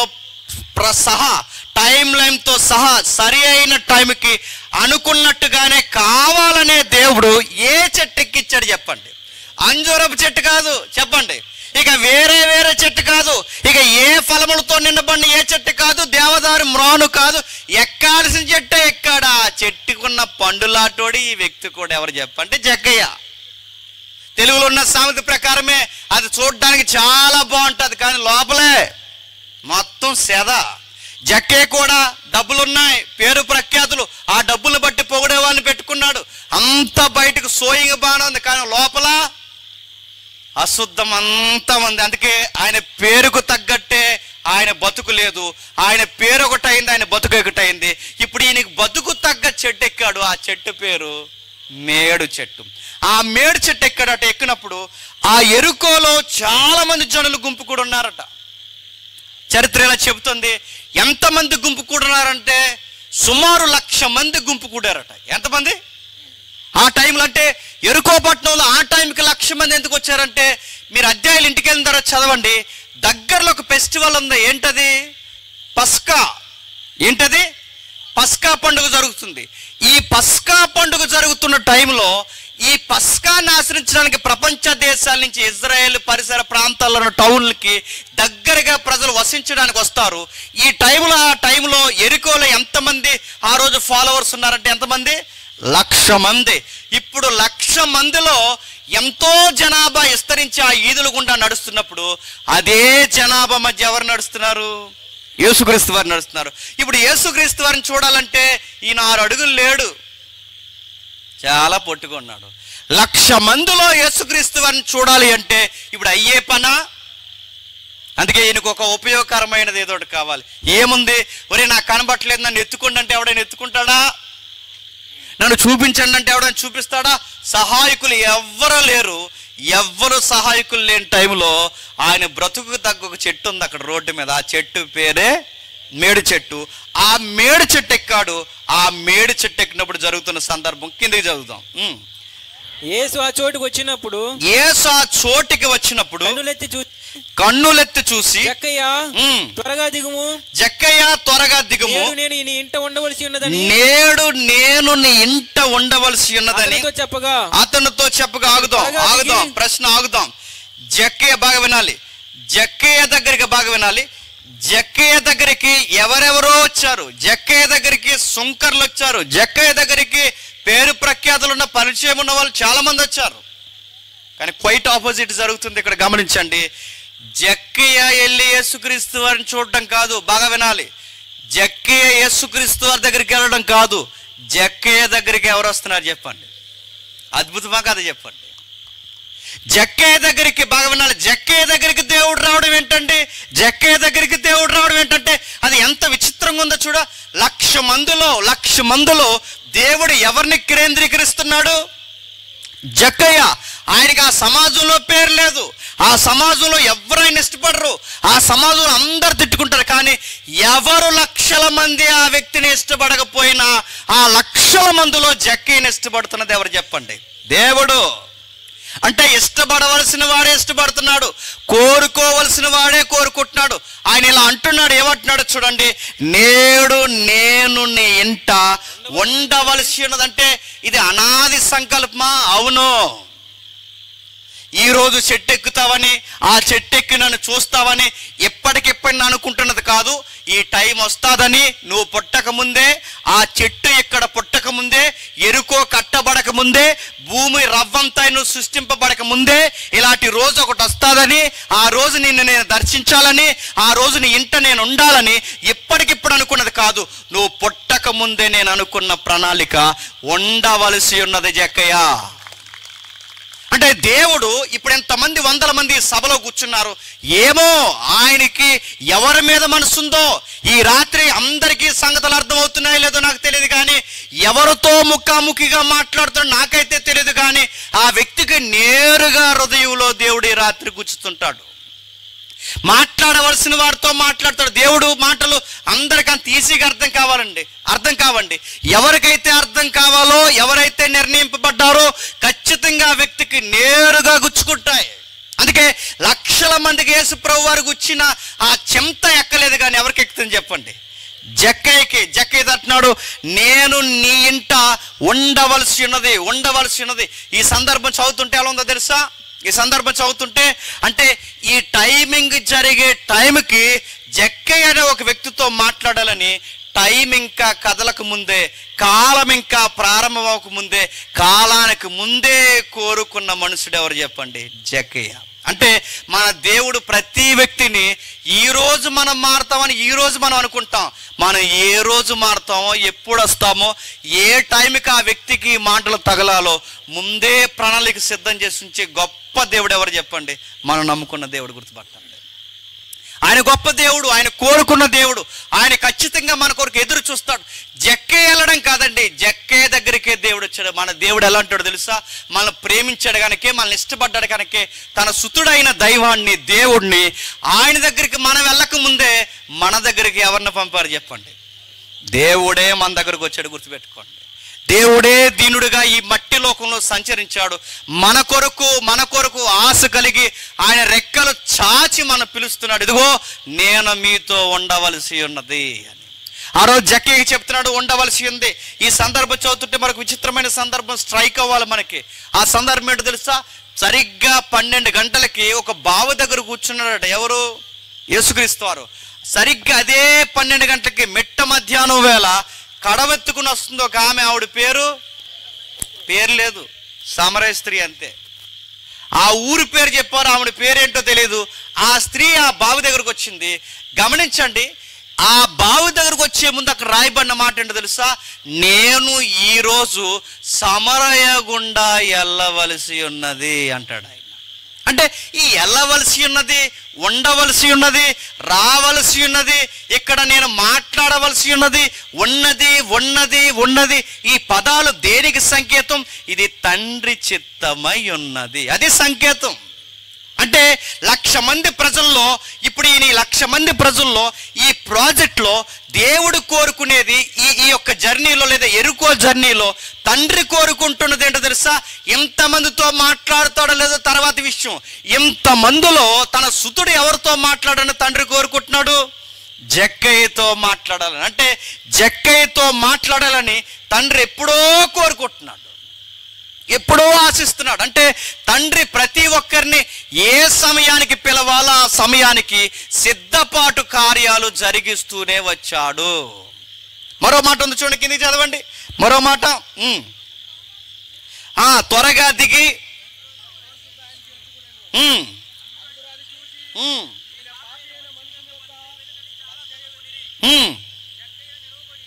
జక్కయ్య నిలబడి, ఇదిగో ప్రభువా, నా ఆస్తులో సగం పేదలకు ఇచ్చుచున్నాను. నేను ఎవని యొద్దైనను అన్యాయముగా దేనినైనా తీసుకుని ఎడల 4 ఇంతల మరలా చెల్లింతునని ప్రభుతో చెప్పెను. అందుకు యేసు, నీవును అబ్రహాము కుమారుడే. అక్కడ 6వ వచనం చూడండి. జక్కయ్యతో యేసుక్రీస్తు వారు మాట్లాడుతుంటే ఎవరు సనిగేస్తున్నారట? ప్రజలు సనిగేస్తున్నారట. గుర్తుపెట్టుకోండి.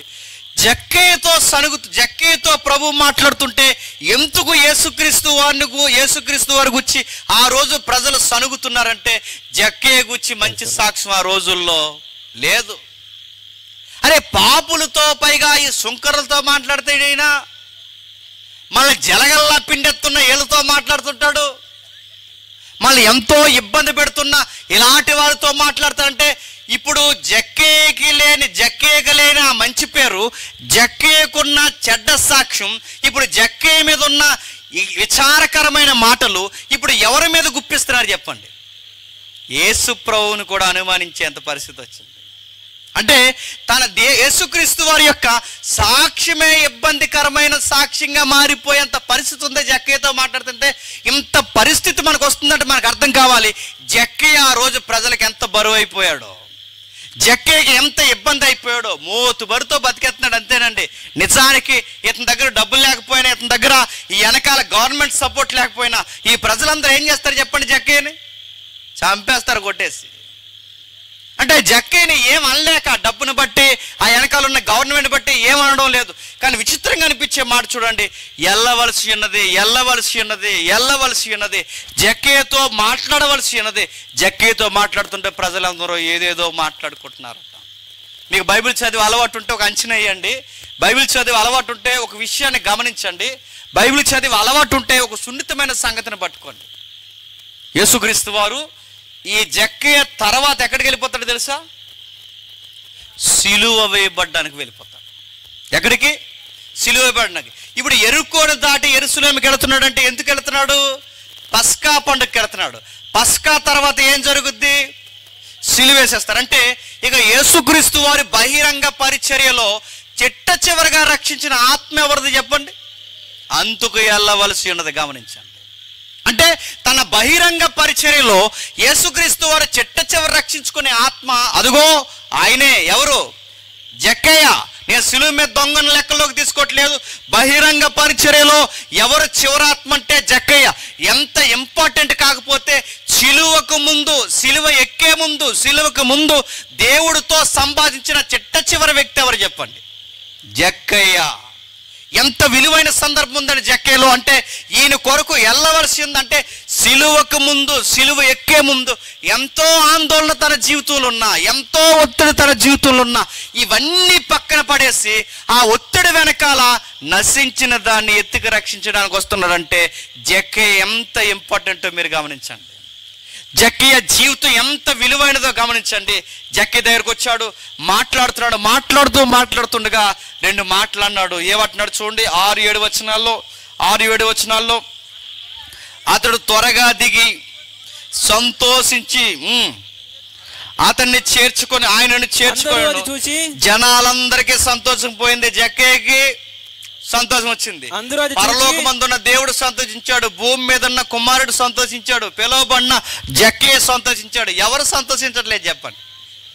కొంతమంది గొట్టంగాలు ఉంటారు, వాళ్ళకి సంతోషం ఉండదండి. మీరు ఎప్పుడైనా గమనించండి. పిలిచిన దేవుడు బాగానే ఉంటాడు, వాడుకుంటున్న యేసుక్రీస్తు వారు బాగానే ఉంటాడు, వాడబడుతున్నవాడు బాగానే ఉంటాడు. ఈ సన్నాయి నొక్కిగాళ్ళు ఎక్కువైపోతారండి చుట్టూ. అది సభలో అయినా, పరిచర్యలో అయినా, మీ కుటుంబ జీవితాల్లో అయినా ఎక్కడైనా చూసారా? మనల్ని చూసి ఏడ్చే ప్రజలు ఎప్పుడూ ఉంటారు. మన దేవుడు మనల్ని ఆదరించి ప్రేమిస్తున్నప్పుడు మనల్ని చూసి ఏడ్చే జనాలు ఉంటారు. గమనించండి. ఆ ఏడ్చే వాళ్ళు ఏడుస్తూనే పోతారు. చాలా మంది మీరు గమనించండి, చరిత్రలో ఎలా ఉంటారు చూడండి. ఆ సౌలు అనే ఒకడు ఉండేవాడు దావీదుకి వ్యతిరేకంగా. సౌలట దావీదు మీద విశ్వపు సూపు నిలిపాడు. ఏ సూపు? విశ్వపు సూపు. సనిగేస్తున్నాడు. దావీదు కనబడితే చాలు అస్సలు మనశ్శాంతి ఉండలేదు ఎవరికి. ఆ కుర్రోడు కనబడకూడదు ఎవరికి? సౌలు గారికి. ఆ కుర్రోడు కనబడితే అదో రకం అయిపోతుంటాడు. ఆ కుర్రోడిని ఎవరైనా పొగుడుతుంటే రాత్రి నిద్ర రాదు. ఆ కుర్రోడిని పొగుడుతుంటే అక్కడ రాయబడిన మాట తెలుసా? విశ్వపు సూపు నిలిపాను. గమ్మత్తేంటి చెప్పిన? విశ్వం దావీదుకి ఎక్కలేదు, ఎవరికి ఎక్కింది చెప్పండి? తిరిగి సౌలుకే ఎక్కింది. గుర్తుపెట్టుకోండి, ఇతరులను చూసి సనిగినా, ఇతరులను చూసి ఏడిసినా, ఇతరుల మీద పడి ఏడిసినా ఆడు బాగానే ఉంటాడు, నువ్వు పోతావు. గుర్తుపెట్టుకో, ఎదురింటోళ్ళు పోవాలి, ఎదురింటోళ్ళు పోవాలంటే ఎదురింటోళ్ళు పోవర్రా అయ్యా, నువ్వు పోతావు. వాళ్ళు నాశనం అయిపోవాలంటే వాళ్ళు నాశనం ఎవరమ్మా, ఎవరు నాశనం అవుతారు? నువ్వు పోతావు. ఆడి మీద పిడిగడిపోవాలంటే ఆడి మీద పడదు, నీ మీద పడిపోదు. గుర్తెట్టుకో, నీవు ఎదుటోని చూసి సనక్కో, ఎదుటోని చూసి ఏడగ. ఎందుకంటే పుట్టించిన వాడికే లేని ఇసుకు, పుట్టించిన వాడే భరిస్తున్నప్పుడు, పుట్టించిన వాడే ప్రేమిస్తున్నప్పుడు, సృష్టికర్తే ఈ మనిషిని చేర్చుకున్నప్పుడు నువ్వెవడ మధ్యలో? నీకేంటి బాధ? ఆలీలు కట్టుకుంటే నీకేంటి? వాడు వాహనం కొనుక్కుంటే నీకేంటి? వాడు దేవుని చేత పిలువబడి దీవెనబడితే నీకేంటి? ముట్టుకెళ్ళి తిన్నానుక నీకేంటి అడుగుతున్నాను. ఇవన్నీ దెబ్బలు తగిలే పనులండి. ఇవన్నీ దేవుడు పిలుస్తున్నాడు, జక్కయ్యని పిలుస్తున్నాడు. జక్కయ్య సంతోషించాడు, యేసుక్రీస్తు వారు సంతోషించాడు, తండ్రి సంతోషించాడు. అక్కడ మార్పుకు గురి చేస్తున్న పరిశుద్ధాత్ముడు కూడా సంతోషిస్తాడు. ఇంత సంతోషం వెనక జరుగుతున్నప్పుడు వీళ్ళెవరికీ సంతోషం లేదండి. ఎందుకంటే భక్తులు కదా మరి వీళ్ళందరూ. అసలు ఇశ్రాయేల్ ఎప్పుడు దేవుడిని బాధ పెట్టలేదు, ఇశ్రాయేల్ ఎప్పుడు దేవుడిని ఏమనలేదు. పాపం చరిత్రలో జక్కయ్య ఒక్కడే బాధ పెడుతున్నాడు. వీళ్ళు ఎప్పుడు దేవుడిని బాధ పెట్టరు, ఎప్పుడు ఏమి దేవుని అంటారు. జక్కయ్య ఒక్కడే పాపి. నేను చెప్తున్నాను, జక్కయ్యే కాదు పాపి, ఆ టౌన్లో ఉన్న ప్రతి ఒక్కడు పాపే. కానీ ఈ పాపులలో ప్రేమింపబడుతున్న ప్రధాన పాపి ఎవరు చెప్పండి? జక్కయ్య. గుర్తుపెట్టుకో, జక్కయ్య నచ్చాడు, జక్కయ్యని ఇష్టపడ్డాడు. జక్కయ్య పాపే, వాళ్ళు పాపులే, అందరూ పాపులే. పోలీస్ స్టేషన్కి వెళ్ళామనుకోండి, బాగా వినాలి, పోలీస్ స్టేషన్కి వెళ్ళామనుకోండి, నేరం చేసినోడు పోలీస్ స్టేషన్లో ముద్దాయి, నేరం చేయలేనోడు దొర. పోలీస్ స్టేషన్కి వెళ్తే లెక్కలు ఎలా ఉంటాయి? వీళ్ళిద్దరిని పోలీస్ స్టేషన్ కాకుండా దేవుని దగ్గర తీసుకెళ్ళామనుకోండి, చేసినోడు దొంగే చెప్పండి, చెయ్యనోడు దొంగ. ఎందుకంటే ఈడు భౌతికంగా చేసిన దొంగ, ఈడు ఆల్రెడీ మనసులో చేస్తున్న దొంగ. ఇద్దరు దొంగలే. ఇందులో మంచి దొంగ చెడ్డ దొంగ లేదు, అందరూ దొంగలే. గుర్తుపెట్టుకోండి. అందుకే ఏ భేదం లేదు చెప్పండి, ఏ భేదం లేదు. అందరూ చెప్పండి, పిహెచ్డి ఉంది మనకి, అందరూ పాపులే. ఎవడైనా మంచోడు అంటే నమ్మకండి, ఎవడైనా మంచోడు అన్నాడంటే ఆడు ఇంకా పాపి. గుర్తుపెట్టుకోండి, నేను మంచోడిని అనకండి. ఎందుకంటే మనకి ఏ మంచి లేదు, మనకు చెప్పుకోవడానికి ఏమి లేదు. మనకు చెప్పుకునేది ఏదైనా ఉంది అంటే క్రీస్తు రక్తము చేత కడగబడ్డాం, అదొక్కడ తప్ప చెప్పుకోవడానికి మనకి ఏ సాక్ష్యము లేదు. మనం బాలుర వయసు దాటిన దగ్గర నుంచి పెద్దల వరకు మనందరికీ స్పృహ వచ్చిన దగ్గర నుంచి క్రియామూలంగాను స్వాభావికంగాను అందరి బుద్ధి ఏంటో తెలుసా? భ్రష్ట స్వభావమే. మనం దేవుని దృష్టికి అంత మంచిగా ఏమీ లేము. మధ్యకాలంలో భ్రష్ట స్వభావం మనుషుకుందంటే కొంతమందికి అస్సలు నచ్చట్లేదు. భ్రష్ట స్వభావం అంటే పాప స్వభావం. పాప స్వభావం మనుషులకు ఉందంటే అలా ఎలా ఉంటుంది అంటున్నారు. అలాగే ఉంటుంది. అలా ఎలా ఉంటుంది అంటే ఉంటుంది అయ్యా, ఉంటుంది. బైబిల్ చెప్తుంది, బైబిల్ నేరేటివ్ చెప్తుంది.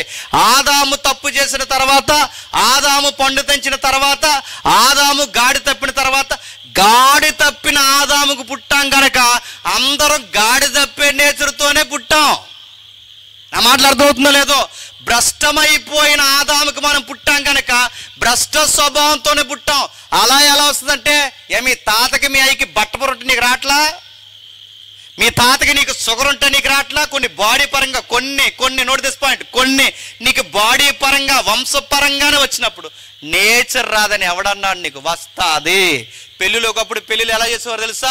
అటు 7 తరాలు ఇటు 7 తరాలు చూసేవారు. ఎందుకు చూసేవారు?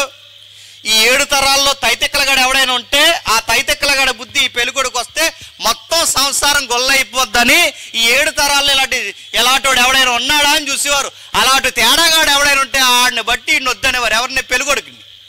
ఇటేపు చూసేవారు, ఈ తైతెక్కల పిల్ల ఎవరైనా 7 తరాల్లో ఉంటే ఆ బుద్ధిగా నీ పిల్లకొస్తే కాపురం చేయదని ఈ పిల్ల అలాంటి బుద్ధి ఉన్నారు ఎవరంటే చూసేవారు. ఇప్పుడు 7 చూడలేదు, 4 ఇస్తారా 2 ఇస్తారు, నీ బొందెత్తారు. నీకు 1,00,000 ఇస్తారా 2 లక్షలు ఇస్తారా? ముందు అడుగుతున్నాను, 1,00,000 కాదురా అయ్యా, లక్షణం నీకేముందని అడుగుతున్నాను. అందుకే నేచర్ స్వభావాలు ఉంటాయి. ఈ స్వభావ స్థితి. అందుకే జక్కయ్య ఒక్కడే పాపి కాదు చెప్పండి, టౌన్లో ఉన్నవారు పాపులే, దేశంలో ఉన్నవారు అందరూ పాపులే. ఇంతమంది పాపుల్లో నశించిపోతున్నాడు. అందరికన్నా త్వరగా నశించిపోయేలా ఉన్నాడు, అందరికన్నా త్వరగా నరకానికి పోయేలా ఉన్నాడు, అందరికన్నా ఇప్పుడే ఎగిరిపోయేలా ఉన్నాడు. అంటే ఈ నశించిపోతున్న వారిలో బాగా నశించిపోతున్న వ్యక్తి ఎవరు చెప్పండి? జక్కయ్య ఈ నశించిపోయి కనుమరుగైపోతున్న ఆ వ్యక్తిని పట్టుకోవడానికి రావలసి ఉన్నది. అందుకే జక్కయ్య దగ్గరకు వచ్చాడు, మాట్లాడుతూ ఏమన్నాడంటే, నీ ఇంట ఉండవలసి ఉన్నది. ఉంటానని వెంటనే జక్కయ్య ఏమంటున్నాడు? న్యాయముగా సంపాదించిన ఆస్తి ఇచ్చేస్తాడట. చెప్పండి, అన్యాయముగా సంపాదించిన ఆస్తి ఇచ్చేస్తాడట. ఏమన్నాడండి యేసుప్రభు వారు వచ్చి? ఏంటి ఆ పనులేంటి, ఆ ఉద్యోగాలేంటి, ఆ లంచాలు గొడవ ఏంటి, ఆ సుంకం గొడవ ఏంటి? ఈ సబ్జెక్ట్ ఏమైనా మాట్లాడండి యేసుక్రీస్తు వారు? ఏం మాట్లాడలేదు. ఉంటాను అన్నాడు. ఉంటాను అంటే జక్కయ్యకి అర్థమైంది, నీలాంటి పరిశుద్ధుడు ఇలాంటి పాపితో ఉండాలి అంటే నాకు అర్హత ఉండాలి ప్రభు. నేను నీతో ఉండాలన్నా, నువ్వు నాతో ఉండాలన్నా నాకు అర్హత ఉండాలి. నాకు అర్హత ఏంటో తెలుసా?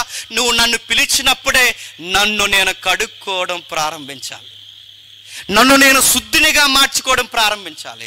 నీవు నాతో ఉండాలి అంటే, నా ఇంటికి రావాలి అంటే, నా జీవితంలోకి రావాలి అంటే, నా గత రోత అంతా నేను కడిగేసుకోవాలి ప్రభు అని చెప్పి తనను తాను శుద్ధినిగా మార్చుకోవడానికి ప్రభువుకి అంకితం చేసుకుంటున్నాడు. చూడండి, నేను అడుగుతున్నానండి, యేసు ప్రభు వారు మనతో ఎప్పుడు ఉంటాడు తెలుసా? పాట పాడుతూ ఉండడు.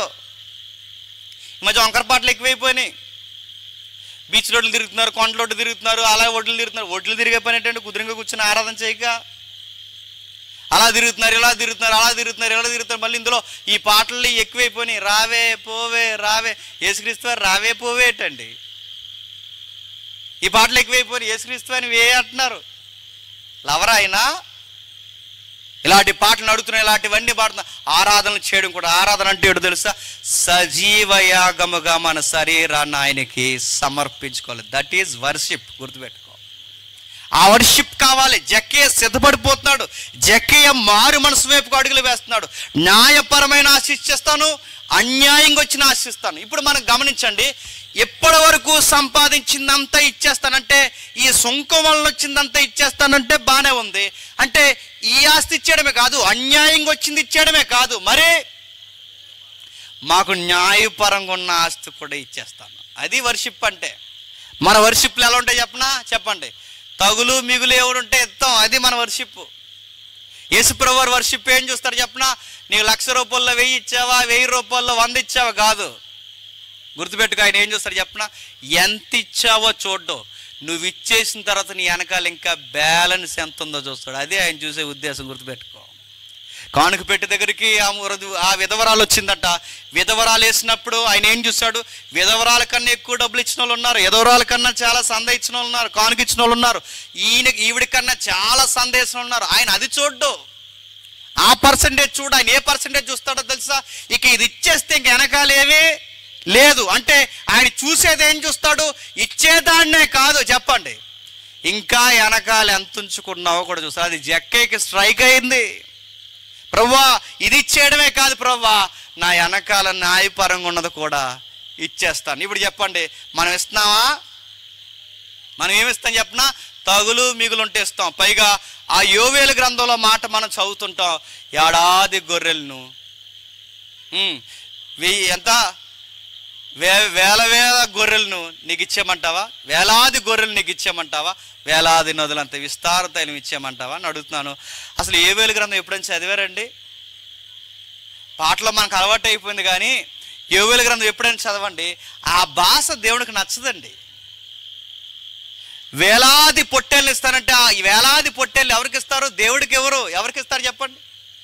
దేవతలకు ఇస్తారు. ఎవరికి ఇస్తారు? దేవతలకి, విగ్రహాలకు ఇస్తారంటే ఈ ఇశ్రాయేలుకి విగ్రహాలతో బాగా అలవాటు అయిపోయి అదే భాష ఎక్కడ ఉపయోగిస్తారండి? ఎక్కడ?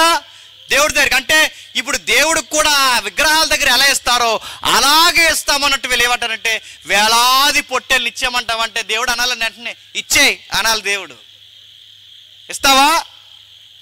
వేలాది నదులు, నది అంత తైలం ఇచ్చేస్తావా? ఈ మీటింగ్స్కి నూనె కావాలట, ఓ 10 డబ్బాలు నూనె ఇవ్వు. లింగుని ఒక డబ్బా నూనె కొనం మనం. లింగుమని ఈ భోజనాలకు ఇదిగో అందరికీ మటన్ వేద్దాం అనుకుంటున్నారట. ఒక మేకను కొను, ఒక మేకపోతును కొను.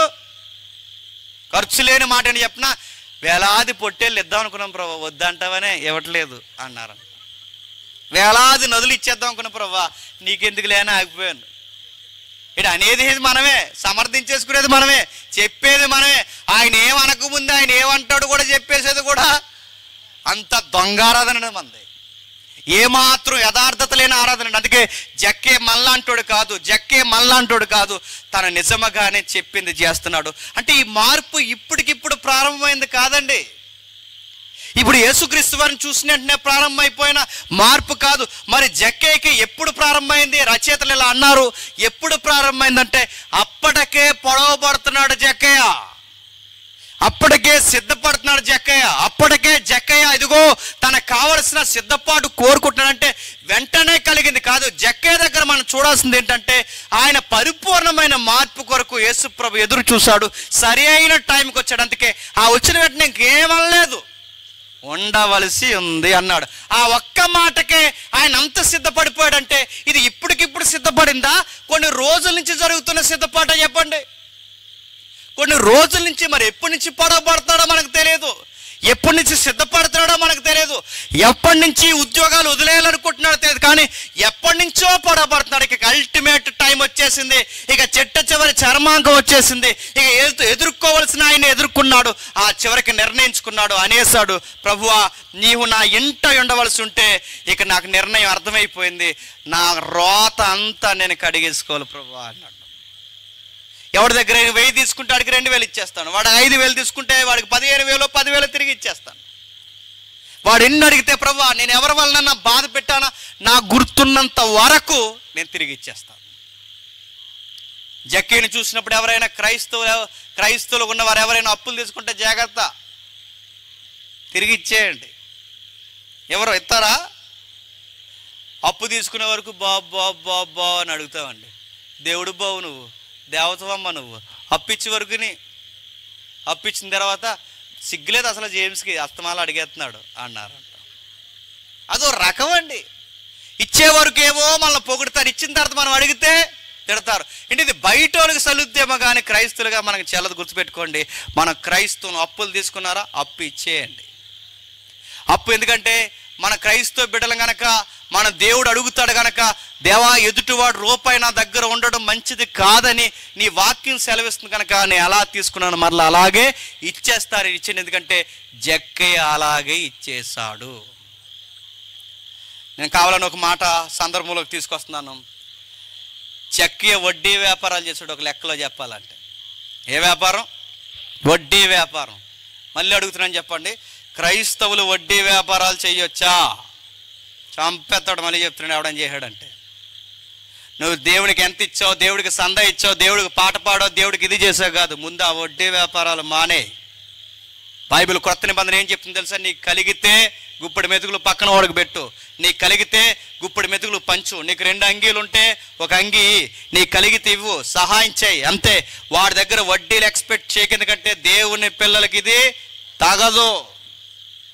కొంతమంది ఈ మధ్య తయారయ్యారు, పాత నిబంధన వచనాలు తీసుకొచ్చి ఆ పాత నిబంధన వచనాలు తగిలించి అక్కడ రాయబడిన వచనాలు ఇలా ఉంటాయి, అన్యులకు మీరు వడ్డీకి ఇవ్వచ్చు కానీ చెప్పండి క్రైస్తవులకు వడ్డీ నడ్డి ఎరగొట్టాలంటే ఎలాంటి మళ్ళీ చెప్తున్నాను నేను, నడ్డి ఎరగొట్టేయడమే మళ్ళీ చెప్తున్నాను. ఎందుకంటే వాక్యం అనే బెత్త ఎర్రగొట్టాలని పట్టుకున్నాను. అన్యులక అక్కడ వెళ్ళి చదువు, మూలం ఏముందో తెలుసా? నువ్వు ఫారినర్స్కి వడ్డీకి ఏముంది? ఫారినర్స్ అంటే నువ్వు వడ్డీ వ్యాపారం చేయాలా, వచ్చినాను బట్టి అంటే నువ్వు వడ్డీ వ్యాపారం ఎక్కడ చేయకూడదు, ఎక్కడ చేయాలి చెప్పు? ఫారెన్లో చేయిపోయి ఎక్కడ చేయాలి? ఫారినర్స్ అని ఉంటుంది అక్కడ. అన్యులు అంటే ఫారినర్స్, విదేశీయులకి వడ్డీ, నీ సొంత ప్రజలకి అని వద్దంది. ఇప్పుడు ఇస్రాయేల్ వడ్డీ నువ్వు తగిలించుకుంటే, ఇస్రాయేల్ రెఫరెన్స్ ని తగిలించుకుంటే పో విదేశాల్లో చేసుకో వడ్డీ వ్యాపారం, ఓ విదేశాల్లో వడ్డీ వ్యాపారం చేసుకో. ఆ రెఫరెన్స్ నువ్వు తీసుకుంటే అడుగుతున్నాను, విదేశీయులను ఉంది అక్కడ, ఫారినర్స్ అని ఉంది అక్కడ. జక్కయ్యే మానేశాడు వడ్డీ వ్యాపారం, మత్తయ్యే మానేశాడు వడ్డీ వ్యాపారం, భక్తులే మానేశాడు వడ్డీ వ్యాపారం. అంటే జక్కయ్యకే తెలియంది, మత్తయ్యకే తెలియంది, ఈ మధ్యలో వచ్చిన వాళ్ళు తెలిసిపోయి పర్లేదు వడ్డీ వ్యాపారం చెయ్యండి, పర్లేదుగా చెయ్యండి. దేవుడు మీ డొక్కలు ఎండగొట్టకపోతే చూడండి. వడ్డీ వ్యాపారాలు చేయకూడదు, కలిగితే ఇవ్వు, సహాయం చేయి, ఖర్చులు తగ్గించుకో, దాపరేకుండా నేర్చుకో, కాస్త రూపాయి ఫైనాన్స్ సేవింగ్స్ స్టార్ట్ చేయి. అంతేగాని వడ్డీ వ్యాపారాలు చేస్తే ఇంకే వ్యాపారాలు లేవా? బైబిల్ ఎలా ఉంది? దుర్వ్యాపారాలు చెయ్యొద్దు అని చెప్పింది బైబిల్లో. అట్టి వ్యాపారాల జోలికి పోవద్దని చెప్పింది బైబిల్లో. జక్కయ్యే వద్దనుకున్నాడు, జక్కయ్యే వద్దనుకున్నాడు, అసలు వద్దనుకున్నాడు, ఆ వడ్డీలు వద్దనుకున్నాడు, అసలు వద్దనుకున్నాడు, ఆ సుంకము వద్దనుకున్నాడు, అసలు వద్దనుకున్నాడు, ఈ అన్యాయపు సిరు వద్దనుకున్నాడు. ఎందుకంటే ఎదుటివాడు రూపాయిని దగ్గర ఏడిస్తే బైబిల్ ఏమో తెలుసా, వాడి గోస ఎవరి దగ్గర మొరపెడుతుందట? దేవుడి దగ్గర. సువార్తలు చదువుతున్నప్పుడు మనకు ఒక వచనాలు మనకు బాగా అలవాటు. ఒక ధనవంతుడు ఉన్నాడు, వాడు బాగా సంపాదించాడు, ఆ సంపాదించిన బట్టికెళ్ళి బాగా దాచుకున్న తర్వాత ఈ డబ్బులు ఎక్కువైపోయాడు, నిద్రలేదు రాత్రులు, సీలింగ్ వైపు చూసి మాట్లాడుకుంటున్నాడు. ఏమని మాట్లాడుకుంటున్నాడండి? ప్రాణమా తినుము, త్రాగుము, సంతోషించుము, సుఖించుము. ఆడికాడి ఫీల్ అయిపోయి డబ్బులు ఎక్కడ ఉన్నాడు, నిద్ర రాదండి ఆడికి. ఆ రాత్రికి కళ్ళు ఎక్కువైపోతున్నాడికి, రేపు లేచి ఎక్కడికి వెళ్ళిపోవాలి, ప్రాణమా తిగు, నీకు అంత లేదు ఎంత లేదు, నీకు తిరుగులేదు, నీకు చాలా డబ్బు ఉంది, అకౌంట్లో ఫుల్గా ఉంది. వీళ్ళకి ఈ టెన్షన్ ఎక్కువైపోతుంటుంది. వీళ్ళకి డబ్బులు ఉన్న వాళ్ళు చూసారా, ఆడికి డబ్బులు మనకి ఏమీ లేకుండా అంతా దడింట్లోని చిన్న గోడెట్టుకుని ఇంట్లో బతకడం, కంగారు లేదు, మనం ప్రశాంతంగా పడుకుంటాం. ఎవడొచ్చి అటుకెళ్ళిపోయి దడి తప్ప ఏం పట్టిపోవడం. డబ్బులు ఎక్కువ ఉన్నవాడికి కంగారు, టిక్ అంటే కంగారు, టకాలు అంటే కంగారు, అంతా కంగారు తిరుగుతాం. మనకి ఇలాగే కంగారు వస్తుంది. అడిగి రాత్రి పెట్టుకుంటే దేవుడు అన్నాడు, ఒరే పిచ్చోడా, డబ్బు బాగా దాసి ఆ లోపల మదం ఎక్కి దాచుకున్నావు, ఇలా అంటున్నావు, ఏమంటున్నావు? ప్రాణమా తినుము, తాగుము, సంతోషించమని. కానీ నువ్వు గమనించు, నీకు ఒక మాట చెప్తున్నాను, నీ ప్రాణం అడిగే వాళ్ళని అనుకున్నారా? ఎవరండి అక్కడ ప్రాణం అడుగుతున్నవారు? సందర్భంలో ఎవరో తెలుసా ప్రాణం అడుగుతున్నవాడు? వీడు అన్యాయంగా కూలీ లాగేశాడండి, వీడు అన్యాయంగా ప్రజల మధ్య డబ్బు లాగేశాడండి, వీడు అన్యాయంగా ఇతరుల డబ్బు లాగిని తన గుప్పెట్లో బిగించాడు. బైబిల్ చెప్తుంది, అన్యాయంగా ఇతరుల డబ్బు లాగి దాచుకున్న వాడి వెనకాల ఎవరి మొరుంటుందట? పేదోళ్ళ మొరుంటుంది. ఇప్పుడు చెప్పండి, ఇక్కడ ప్రాణం అడుగుతున్నది ప్రకటన గ్రంథంలో ఉన్న వాళ్ళు కాదు, ఇక్కడ ప్రాణం అడుగుతున్నది ఎవరో తెలుసా? పేదోళ్ళు. వాళ్ళ ఉసురు ఒక మాటలో చెప్పాలంటే, వాళ్ళ ఏడుపు ఒక మాటలో చెప్పాలంటే, ఇంకొక అడుగేసి ముందుకు చెప్పాలంటే, నువ్వు చస్తే బాగున్నాను కోరుకుంటున్నావు. వాళ్ళు గుర్తుపెట్టుకో. ఎదుటోడిని అన్యాయానికి గురి చేసిన, ఎదుటోడి దగ్గర అన్యాయంగా లాగేసిన వాడి వెనక ఆ ఏడుపు ఖచ్చితంగా తగులుతుంది. ఎందుకంటే వాడి మొర ఎవరింటారు చెప్పండి? యెహోవా వింటాడు. ఎందుకంటే పేదల మీద కనికరించేవాడు ఆయనే, పేదలకు అప్పిస్తే గౌరవించేవాడు ఆయనే. ఆ అప్పిచ్చిన తర్వాత ఆ పేదలను ఏడిపిస్తే వాళ్ళ పక్షాన రెస్పాండ్ అయ్యేది కూడా ఎవరు చెప్పండి? ఆయనే. జక్కీకి సబ్జెక్ట్ తెలుసు, ప్రభువా ఇలా ఏడుపు నా కుటుంబానికి మంచిది కాదు, ప్రభువా ఈ పరిచర్య ఈ చేస్తున్న ఈ క్రియ నీ దృష్టికి మంచిది కాదు, ఇలా అన్యాయంగా ఆడినెత్తి మీద ఈడినెత్తి మీద 10 సంపాదించి దాసేసి అడ్డంగా ఎదిగిపోవడం మంచిది కాదు. మీరు గమనించండి, డబ్బులు సంపాదిస్తున్నా ఎదిగిపోతాం అనుకుంటాం, కానీ గుర్తుపెట్టుకోండి, అన్యాయంగా సంపాదించిన ఏ రూపాయి వలన మనం సుఖము పడలేం. చాలా మంది దొంగ వ్యాపారాలు చేస్తారు. అక్కడో దొంగ వ్యాపారం, ఎక్కడో దొంగ వ్యాపారం, ఎక్కువ దొంగ వ్యాపారం, మొత్తం వ్యాపారం అంతా చేసి మొత్తం డబ్బులు తెచ్చి ఆ డబ్బులు తెచ్చి అమ్మయ్య బాగున్నాను అనుకునే సమయానికి దేవుడు బంపర్ ఆఫర్లు ఇస్తాడు మనకి. బంపర్ ఆఫర్లు. ఆ బంపర్ ఆఫర్లు ఏంటి చెప్పిన? బీపీలు, షుగర్లు, అలసర్లు, తినదనకపోవడం, చెప్పండి, మోకాలు సలుపులు, అరికాలు మంటలు, పిప్పిపొల్లు బాధ, ఈదులో సైబర్ డబ్బా అయిపోయింది బతుకంతే. ఇప్పుడు ఏం చేయాలంటే తెచ్చిన డబ్బులన్నీ ఎక్కడ పెట్టాలండి? ఇంకెందుకు డబ్బు? ఆ ఏడుపు నలుగుతాడు. నిజాయితీగా 10 సంపాదించు దేవుడు నేను దీవిస్తాడు. యథార్థంగా కష్టపడి రెక్కల కష్టాన్ని ఆశీర్వదిస్తాడు. అంతేగాని అన్యాయంగా ఎదుగుదాం అనుకున్నావా, మళ్ళీ చెప్తున్నాను, తొక్కేస్తాడు దేవుడు. మళ్ళీ గుర్తుపెట్టుకో. ఊరుకోడా ఆయన. ఎందుకంటే అన్యాయపు డబ్బు నీకు మంచిది కాదు. చాలా మంది సారా వ్యాపారాలు మీ వైపు చేస్తారు, నాకు తెలుసు. సారా వ్యాపారాలు, ఆ వ్యాపారం ఈ వ్యాపారం మంచిది అనుకోండి. అంటే ఇతరుల ఆరోగ్యాలు పాడు చేసి మీరు ఆరోగ్యంతో బతికేద్దాం అనుకుంటున్నారా? ఉట్టిగట్టు ఊరేగించేస్తాడు ఏమనుకుంటున్నావు? మానే దొంగ వ్యాపారాలు. అవసరమైతే కూలి పని చేయి, ఇంకా పని చేయి, ఇంటికెళ్ళి అవసరమైతే పాసి పని చేయి, ఇంకా అది కూడా చేయలేవా? ఈదులో నిలబడి, మళ్ళీ చెప్తున్నాను, సిగ్నల్ దగ్గర నిలబడి సిగ్గంతా చంపుకొని మనస్సాక్షిని చంపుకొని అడుక్కో, తప్పులేదు. అంతేగాని దొంగ వ్యాపారం చేసి ఇతరుల జీవితాలతో ఆడుకుంటే మళ్ళీ చెప్తున్నాను, దేవుడు ఆ డబ్బును నిన్ను కూడా దేవుడు నలుపుతాడు. గుర్తుపెట్టుకో. జక్కయ్యగా విషయం అర్థమైంది. జక్కయ్యగా విషయం తెలిసింది, పశ్చాత్తాపడిపోయాడు, బాధపడ్డాడు. జక్కయ్య అడుగుతున్నాడు, దేవా నీవు నా దగ్గర ఉండాలి అంటే ఈ ప్రజలు నన్ను చూసి ఏడుస్తున్నారే, వాళ్ళకి తిరిగి మరల ఇదంతా ఇచ్చేస్తాను ప్రభు. ఇచ్చేసాడు. ఏం జరుగుతుందో చూడండి. 9వ వచనం నుండి 9వ వచనం, 8వ వచనం నుండి 8వ వచనం నుండి. జక్కయ్య నిలబడి, ఇదిగో ప్రభువా నా ఆస్తిలో సగము బేదలకు ఇచ్చుచున్నాను, నేను ఎవని యొద్ద అయినను అతనికి 4 వంతులు మరలా చెల్లించునని ప్రభువుతో చెప్పెను. అందుకు యేసు ఇతడును అబ్రహాము కుమారుడే. ఎవరట? అబ్రహాము కుమారులు ఎవరవుతారట? ఎవరవుతారు చెప్పండి? అబ్రహాము కుమారులు ఎవరవుతారు తెలుసా? అబ్రహాములా ఉన్నవారే అబ్రహాము కుమారులు అవుతారు. అబ్రహాముకి ఎలాంటి లక్షణాలు ఉన్నాయి? అబ్రహాముకి దేవుడు ఏమిచ్చాడండి? దేశాన్ని ఇచ్చాడు. ఏమిచ్చాడు? దేశాన్ని ఇచ్చాడు. దేశం అంతా అబ్రహాముకి ఇస్తే అబ్రహాం ఏం చేశాడు? అక్కడ ఒక ప్యాలెస్, ఎక్కడ ఒక ప్యాలెస్ కట్టి మధ్యలో నా ఇల్లు కడతా అన్నాడా? అబ్రహాం ఏమో తెలుసా? మొత్తం దేశం తీసుకున్న తర్వాత దేవుడు నీకు దేశాన్ని ఇచ్చాను అబ్రహాంతో చెప్తే అబ్రహాం ఎలా అన్నాడు? దేశాన్ని చూసి దూరం నిలబడి వందనవచనం చేసి పైకి చూసి అబ్రహాం ఎలా అన్నాడు? దేవా, ఈ దేశం బాగానే ఉంది, కానీ ఈ దేశం మీద నాకు మనస్సు లేదు ప్రభు. నీవు కడుతున్న పునాదులు గల పట్టణం మీద నాకు మనసు ఉంది తప్ప నీవు ఇచ్చిన ఈ ఆస్తుల మీద నాకు మనస్సు లేదు ప్రభా. నాకు ఈ ఆస్తులు వద్దు ప్రభా అని తను ఏదో పేదోడు ఒక గుడారంలో ఉంటున్నట్టు, ఒక అద్దింట్లో ఉంటున్నట్టు గుడారాల్లో బతికేసి అబ్రహాం వెళ్ళిపోయాడు. అంటే అన్నీ ఉన్నా సుఖపడని వాడు ఎవరు చెప్పండి? అబ్రహాం. అన్ని సౌఖ్యాలున్నా తగ్గించుకుని బతికినాడు ఎవరు చెప్పండి? అబ్రహాం. అన్ని వసతులున్నా, దేశాన్నే ఏలేంత రాజరికం ఉన్నా ఏదో ఒక పేదోళ్ళలాగా గుడారంలో బతికేసింది ఎవరు చెప్పండి? అబ్రహాం. అలాంటి లక్షణాలు మళ్ళీ ఎవరికి వచ్చాయి చెప్పండి? జక్కయ్యకి వచ్చాయి. ఈయనకి డబ్బు ఉంది, ఈయనకి అసలు ఆస్తులు ఉన్నాయి, ఈయనకి అన్యాయంగా వచ్చిన ఆస్తులు ఉన్నాయి. ఎంత ఆస్తులున్నా ఇవన్నీ ఇచ్చేసి ఇప్పుడు ఎలా బతుకుతున్నాను అంటున్నాడండి. ఒక అబ్రహాం ఎలా అయితే పేదరికంగా బతికేసాడు అలా బతికేస్తాను ప్రభు అని ఆ మీనింగ్ వచ్చేలా తన ఆస్తులన్నీ ఇచ్చేస్తున్నాడు. చూడండి, నేను ముగించేస్తున్నాను త్వరగా. ఈయన చూసిన వెంటనే యేసుక్రీస్తు వారు ఏమన్నాడు తెలుసా? నువ్వు అబ్రహాము కుమారుడు అన్నాడు. నేను చూస్తుంటే నాకు అబ్రహామే గుర్తు వస్తాడు. ఎందుకంటే అబ్రహాముకి అన్నీ ఇస్తే ఒకటి కూడా అనుభవించకుండా, దేవా నువ్వు ఇచ్చినవి బాగున్నాయి కానీ నాకు ఇవేం వద్దన్నాడు. నీకు అసలు ఆస్తులు దేవుడు చక్కటి వస్తువులు నీకు అనుగ్రహించిన ఇవన్నీ వదిలేసి నాకేమి వద్దంటున్నావంటే నువ్వు అబ్రహాము కుమారుడువే అన్నాడు. విశ్వాసమును బట్టి అబ్రహాము లక్షణాలు నీకు వచ్చాయి. నువ్వు నచ్చావు అబ్రహాం అని ఆ రోజు అబ్రహాంని ఎలా అన్నాడో ఈరోజు కూడా ఎవరు నచ్చుతున్నారు చెప్పండి? జక్కయ్య నచ్చుతున్నాడు. జక్కయ్యలో ఎంత మంచి మార్పు ఎలా వచ్చిందంటే ఎప్పుడో ప్రారంభమైంది, ఎక్కడో పొడవబడ్డాడు. ఆ పొడవబడిన వాడు యేసును గూర్చిన సంగతులు వింటున్నాడు. అప్పటికే బహుశా ఆయన బోధలు వింటున్నాడు. ఆయన ఇస్తున్న స్టేట్మెంట్లు వింటున్నాడు. ఆయన చెబుతున్న ప్రతి సంగతిని వింటున్నాడు. ఆ ఇంటున్నవాడు మనసులో సంగతులు దాచుకున్నాడు. ఆ సంగతులు పొడవబడ్డాడు.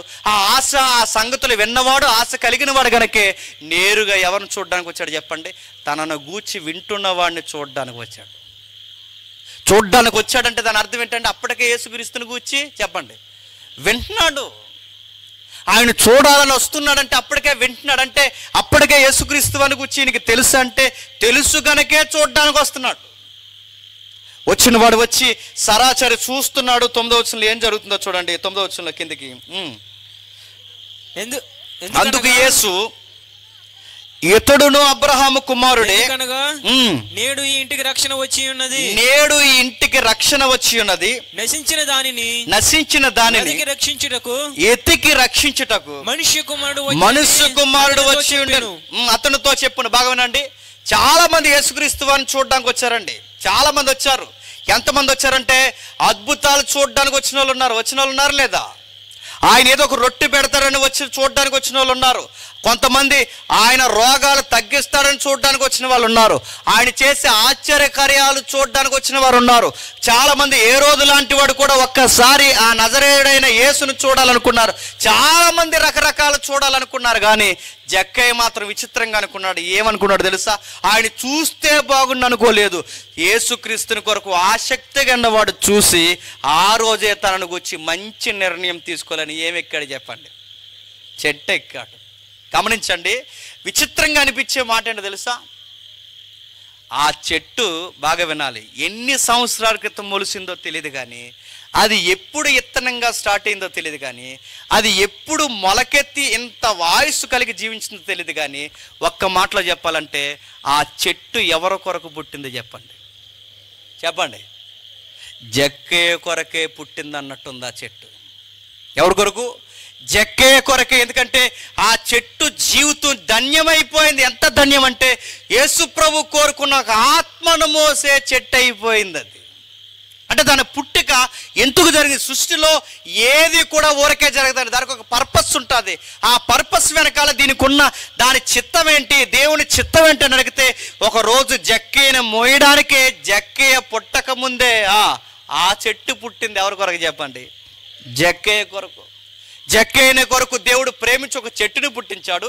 జక్కయ్యను ప్రేమించి ఒక చెట్టుని సిద్ధపరిచాడు. ఆ చెట్టు ఎవరిని మోస్తుంది చెప్పండి? జక్కయ్యని మోస్తుంది. 1,00,000 మందిలో జక్కయ్యకి ఎవ్వరూ సహాయం చేయలేదు, కానీ ఎవరు చేశారు చెప్పండి? చెవులు లేని, నోరు లేని, కళ్ళు లేని ఒక చెట్టు సహాయం చేసిందంటే ఆత్మల పట్ల భారం కలిగిన దేవునికి సహాయకురాలుగా నిలబడింది. ఆ రోజు ఆ చెట్టు నిలబడింది. మనకి ఇంత పెద్ద సభ జరుగుతుంది, సోగ్గాలు ఎక్కువైపోతారు, మనకు పనిచేసే వాళ్ళు తక్కువ. అరే ఏదో ఒక ఆత్మ రక్షించే కార్యక్రమం జరుగుతుందని ఇలా కష్టపడే వాళ్ళు తక్కువ. మీరు గుర్తుపట్టండి, ఎవరిని ఎప్పుడు దేవుడు ఎలా పట్టుకుంటాడో తెలియదు, కానీ మన పనల్లా ఒకటే తెలుసా? వాళ్ళని ఎలాగైనా దేవుని సన్నిధి వరకు నడిపించడమే మన పని. ఆ సన్నిధికి వచ్చిన తర్వాత దేవుడు పట్టుకుంటాడో పట్టుకోడో అది దేవుని పని. మన పనల్లా ఒక్కటే, మన పని ఏంటో తెలుసా? ఆ వ్యక్తిని ఆయన మాటలకు దగ్గరగా తీసుకురావడమే మనం చేసే పని. అంటే ఒక చెట్టు చేసిన సహాయం లాంటి సహాయం మనం చేయాలి. కొందరు వ్యక్తుల్ని యేసుప్రభుకి దగ్గరగా మనం తీసుకొచ్చి కూర్చోబెట్టాలి. ఈ సభలో ఎంతమంది మీరు అలా పాటుపడ్డారు నాకు తెలియదు, కానీ మీ ద్వారా ఎవరైనా కొత్త వారు వచ్చి ఈరోజు ఇక్కడ కూర్చుంటే, ఈ మాటలు నేరుగా వారికి తగులుంటే, వారు ఈరోజే మారుంటే నీ జీవితంలో ఒక ధన్యత ఏంటో తెలుసా? ఒక ఆత్మను రక్షించిన ధన్యకరమైన కార్యం చేస్తావు. గుర్తుపెట్టుకో. తన పాపాన్ని కడిగేసుకున్న ఒక గొప్ప ఆత్మను రక్షించుకున్న ఒక గొప్ప ధన్యకరమైన కార్యం చేస్తే గుర్తుపెట్టుకో. చెట్టుకి ఎంత ధన్యత వచ్చిందో ఈరోజు ఒక వ్యక్తిని తీసుకొచ్చి ఇక్కడ కూర్చోబెడితే ఆ చెట్టు కన్నా గొప్ప ధన్యత నీకు కూడా వస్తుంది. గుర్తుపెట్టుకో. జక్కయ్యని చూసి అన్నాడు, 5వ వచనంలో ఏమని మాట్లాడుతున్నాడు చూడండి, ముగించుకుందాం. 5వ వచనంలో ఏమని మాట్లాడుతున్నాడు చూడండి. యేసు ఆ చోటికి వచ్చి కన్నులెత్తి చూసి జక్కయ్య త్వరగా దిగుము, నేడు నేను నీ ఇంట ఉండవలసి ఉన్నది. గమనించండి, జక్కయ్యను చూడకముందే జక్కయ్య పేరుతో సహా పిలిచేవాడు ఎవరండి? యేసుక్రీస్తు. బాగా వినాలి, ఆయన మనల్ని చూడకపోయినా మన పేర్లతో సహా బాగుగా ఎరిగిన వాడు ఎవరో తెలుసా? నువ్వు నమ్మిన యేసుక్రీస్తు. గుర్తుపెట్టుకో. జక్కయ్య ఇంకా అక్కడికి రాకముందే జక్కయ్య పేరు తెలుసు, జక్కయ్య తీరు తెలుసు, జక్కయ్య పరిస్థితులు తెలుసు. ఎందుకంటే ఈయన నమ్మకమైన గొర్రెల కాపరి, నిజమైన గొర్రెల కాపరట. తన గొర్రెలను ఏం చేస్తాడట? పేరు పెట్టి పిలుస్తాడట. ఇప్పుడు చెప్పండి, ఇక్కడున్న గొర్రె పిల్ల ఎవరు చెప్పండి? జక్కయ్య. ఆ గొర్రెల కాపరి ఎవరు చెప్పండి? యేసుక్రీస్తు. తప్పిపోయిన గొర్రెను ఎతుకుతూ తిరుగుతున్న మంచి గొర్రెల కాపరి ఎవరు చెప్పండి? యేసుక్రీస్తు. గుర్తుపెట్టుకో. అంటే ఇక్కడ తప్పిపోయిన గొర్రె పిల్ల జక్కయ్య అంటే బైబిల్ చెప్తుంది జక్కయ్యే. ఒక రచయిత మంచి మాట రాశాడు, చాలా ఆశ్చర్యంగా అనిపించిన మాట. ఆ మేడు చెట్టు చూస్తుంటే మనకు అనిపిస్తుంది మేడు పండు మనకు గుర్తొస్తుంది. రక్షకుని ఒడిలో బాగా వినాలి, మనకి చెట్టెక్కిన జక్కయ్య తెలుసు, కానీ రక్షకుడికి ఎవరు తెలుసా? చెట్టు దిగుతున్న జక్కయ్య తెలుసు. గుర్తుపెట్టుకోండి. మనకు చెట్టెక్కిన జక్కయ్యనే చదువుకుంటాం, కానీ రక్షకుడు తెలుసు చెట్టు దిగుతున్న జక్కయ్యని చూశాడు. ఒక మేడు చెట్టు దగ్గర మేడు పండు ఉంటే ఆ రక్షకుడు ఆ చెట్టు కింద వెళితే ఆ మేడు చెట్టు మించి రాలిపోయిన మేడు పండే ఎవరో చెప్పండి? జక్కయ్య గారు. పాపం పండి రాలిపోయి పశ్చాత్తాపడిన ఆ మేడు పండు ఎవరు చెప్పండి? జక్కయ్య. రక్షకుని ఒడిలో రాలిపోయిన ఆ మేడు పండు ఎవరు చెప్పండి? జక్కయ్య. దేవుని దయ పొందిన ఆ కుళ్ళిపోయిన మేడు పండు ఎవరు చెప్పండి? జక్కయ్య. చూడ్డానికి పైన బాగున్నాడు, లోపల మాత్రం కుసించిపోయాడు. అందుకే సరిగ్గా తన పండిన పాపం పండేసరికి ఆ చెట్టు మించి రాలడమే ఆ పండు ఎవరి ఒడిలో పడిందో తెలుసా? రక్షకుడైన యేసు ఒడిలో పడింది. పడవాల్సిన వాని ఒడిలోనే పడింది. గుర్తుపెట్టుకోండి. దేవుడు కూడా ఎదురు చూస్తాడు, ఏదో ఒక పరిస్థితుల్లో ఎదురు చూస్తాడు. చూసి ఆ టైంకి దేవుడు మనల్ని పిలుస్తాడు, పేరు పెట్టి సహా మరి పిలుస్తాడు మనల్ని. ఎగ్జాక్ట్గా జక్కని పిలిచినట్టే పిలుస్తాడు అనుకోకు. ఈరోజు నేరుగా నీతోనే మాట్లాడుతున్నట్టు నీకు అనిపిస్తుంటుంది. ఈరోజు నీతోనే దేవుడు నేరుగా సెలవిస్తున్నట్టు అనిపిస్తుంది. దేవుడు ఆ రోజు మాట్లాడాడు, జక్కయ్యని పిలిచాడు, పిలుచుకుని ఒక మాట అన్నాడు, నశించిన దాన్ని ఎత్తుకు రక్షించడానికి మనుష్య కుమారుడు వచ్చినని నీతో చెప్పాను. ఇప్పుడు చెప్పండి, యేసుక్రీస్తు వారు సిలువకు వెళ్ళిపోతున్న టైంలో ఆయనకి చాలా పెద్ద ప్రాజెక్ట్ ఉంది. లోక పాపాలను మోసుకొని పోయే దేవుని గొర్రె పిల్లగా వచ్చాడు. అంత పెద్ద ప్రాజెక్ట్ ముందు ఇప్పుడు ఎవరి దగ్గరకు వచ్చాడు చెప్పండి? ఆ ప్రాజెక్ట్ ఎంత ఇంపార్టెంటో ఆ ప్రాజెక్ట్ లాగే అంత ఇంపార్టెంట్ వ్యక్తి ఎవరు చెప్పండి? జక్కయ్య గారు. ఈరోజు జక్కయ్యని మన కళ్ళ ముందు పెట్టి నీతో కూడా మాట్లాడుతున్నాడేమో. ఒకవేళ నీకు అర్థమైతే నువ్వు ఒప్పుకో. ఏ వ్యాపారాలు చేస్తున్నావో నాకు తెలియదు, ఏ వ్యభిచారం పనులు చేస్తున్నావో నాకు తెలియదు, నువ్వు ఏ దొంగ మాటలు మాట్లాడుతూ తిరుగుతున్నావో నాకు తెలియదు, ఏ ఎదుటి వారిని చూసి ఏడుస్తున్నావో నాకు తెలియదు, ఎంతమందిని ఏడిపించి పోగేసుకుంటున్నావో నాకు తెలియదు, ఎంతమంది ఉసురుని వెనకాల తిరుగుతుందో నాకు తెలియదు. కానీ గుర్తుపెట్టుకో, నాకు తెలియదు, మన పుట్టించిన దేవునికి నీ గూర్చి సర్వము తెలుసు. నువ్వు మేడు పండులాగా అందరికీ బాగా కనబడుతూ తిరుగుతున్నావేమో, కానీ నీ లోపల ఎంత అశుద్ధం ఉందో ఆ సర్వం ఎరిగిన వాడికి నీ గూర్చి బాగుగా తెలుసు. ఈరోజు జక్కయ్యని చూపించి చెబుతున్నాడు, ఇతరుల యొక్క ఏడుపుని ఎరిగిన జక్కయ్య మారిపోయాడు. నీ వెనకాల ఎంత ఏడుపు ఉందో నాకు తెలియదు. ఈరోజు అలాంటి ఏడుపు మధ్య బతికితే నీ జీవితానికి నీ కుటుంబానికి అంత మంచిది కాదు. ఈరోజే మారిపో. జక్కయ్య దగ్గరికి వచ్చి యేసుక్రీస్తు నీ ఇంట ఉండవలసి ఉంది అనగానే అంత మారిపోతే నేను ముగిస్తున్నాను. ఈరోజు జక్కయ్య ఇంట్లోనే కాదు, నీ ఇంట్లో, నా ఒంట్లో, నీ ఒంట్లో, ప్రతి ఒక్కరి జీవితాల్లో, సంఘాల్లో, మనందరి సహవాసాల్లో యేసుప్రభు ఉండాలనుకుంటున్నాడు. ఆయన ఉండాలంటే సూత్రం ఒకటే, మన రోత పాత జీవితాన్ని మనం ఏం చేయాలి చెప్పండి? కడిగేసుకోవాలి. దేవా నువ్వు మాతో ఉండాలి అంటే ఇదిగో ప్రభువా, నీకు నచ్చని గిట్టని క్రియలు అయితే ఏవైతున్నావో అవన్నీ మేము తీసేసుకుంటున్నాం ప్రభువా అని మనం సిద్ధపడిపోవాలి. లేదు మేము సభలకు వస్తాం, 4 పాటలు పాడతాం, ఏదో వాక్యాలు వింటాం, మార్కులు వేసి ఇంటికి వెళ్ళిపోతామంటే దీనివల్ల ఒరిగేది ఏమీ లేదండి, దీనివల్ల జరిగేది కూడా ఏమీ లేదండి. ఈ సభలో వచ్చాం, 4 పనులు చేసామంటే నువ్వు ఎన్ని పనులు చేసినా, నువ్వు ఎన్ని కార్యాలు చేసినా నీలో మార్పు లేకపోతే, కడగబడిన హృదయం ఆయనకు దక్కకపోతే దేవుడు అంటున్నాడు నువ్వు నాకు అవసరం లేదని చెప్తాడు. గుర్తుపెట్టుకో. పైకి నువ్వెంత బాగున్నావు, నువ్వెంత భక్తుల్లా తిరుగుతున్నావు, భక్తురాళ్ళుగా తిరుగుతున్నావు కాదు, నువ్వు లోపల ఎంత బాగున్నావు.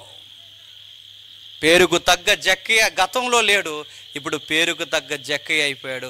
ఇప్పుడు ఏమేడు చెప్పండి? జక్కయ్య అనగానే శుద్ధుడు. ఇప్పుడు యేసుప్రభు దగ్గరికి వచ్చాక జక్కయ్య ఏమేడు చెప్పండి? శుద్ధుడిగా మారిపోయాడు. పరిశుద్ధుడైన ప్రభు దగ్గరకు వచ్చినప్పుడు తాను కూడా శుద్ధుడిగా మారిపోయాడు. తనను తాను భద్రపరుచుకున్నాడు.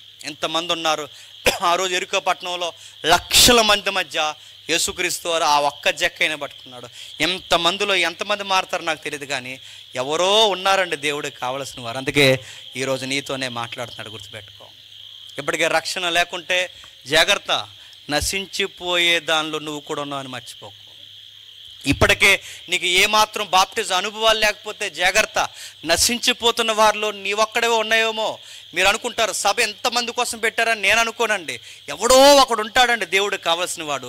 వాడొక్కడి కోసమే ఎంత ఖర్చు దేవుడు పెట్టిస్తాడు. ఆ ఒక్కడి కోసమే, ఆ ఒక్కడో లేదా ఆ ఒక్కతే ఎవరైతే ఉన్నారో నాకు తెలియదు, ఆ ఒక్క కుమార్తె కొరకు, ఆ ఒక్క కుమారుడు కొరకు దేవుడు. ఎందుకంటే జక్కయ్య తప్పిపోయిన కుమారుడు, మళ్ళీ ఎదిగితే దొరికిన కుమారుడు. కేవలం ఆ తప్పిపోయిన కుమారుడు సందర్భం ఆయన ఒక్కడ అనుకోకండి, ఈయన కూడా తప్పిపోయిన కుమారుడు. ఎందుకంటే ఒకప్పుడు ఈయన కూడా మంచి ఇశ్రాయేలీయుడే, ఒకప్పుడు ధర్మశాస్త్రం ఎరిగిన వాడే. కాకపోతే తర్వాత ఏమయ్యాడు? ఈ డబ్బు వ్యామోహంలో పడి తప్పిపోయాడు. ఇప్పుడు మరలా ఆ తప్పిపోయిన కుమారుడిని తన తండ్రి అయిన దేవుడు ఎత్తికి రక్షించుకున్నాడు. గుర్తుపెట్టుకోండి. తప్పిపోయిన కుమారుడు పరిస్థితి మీరు ఎప్పుడైనా మీరు చదవండి.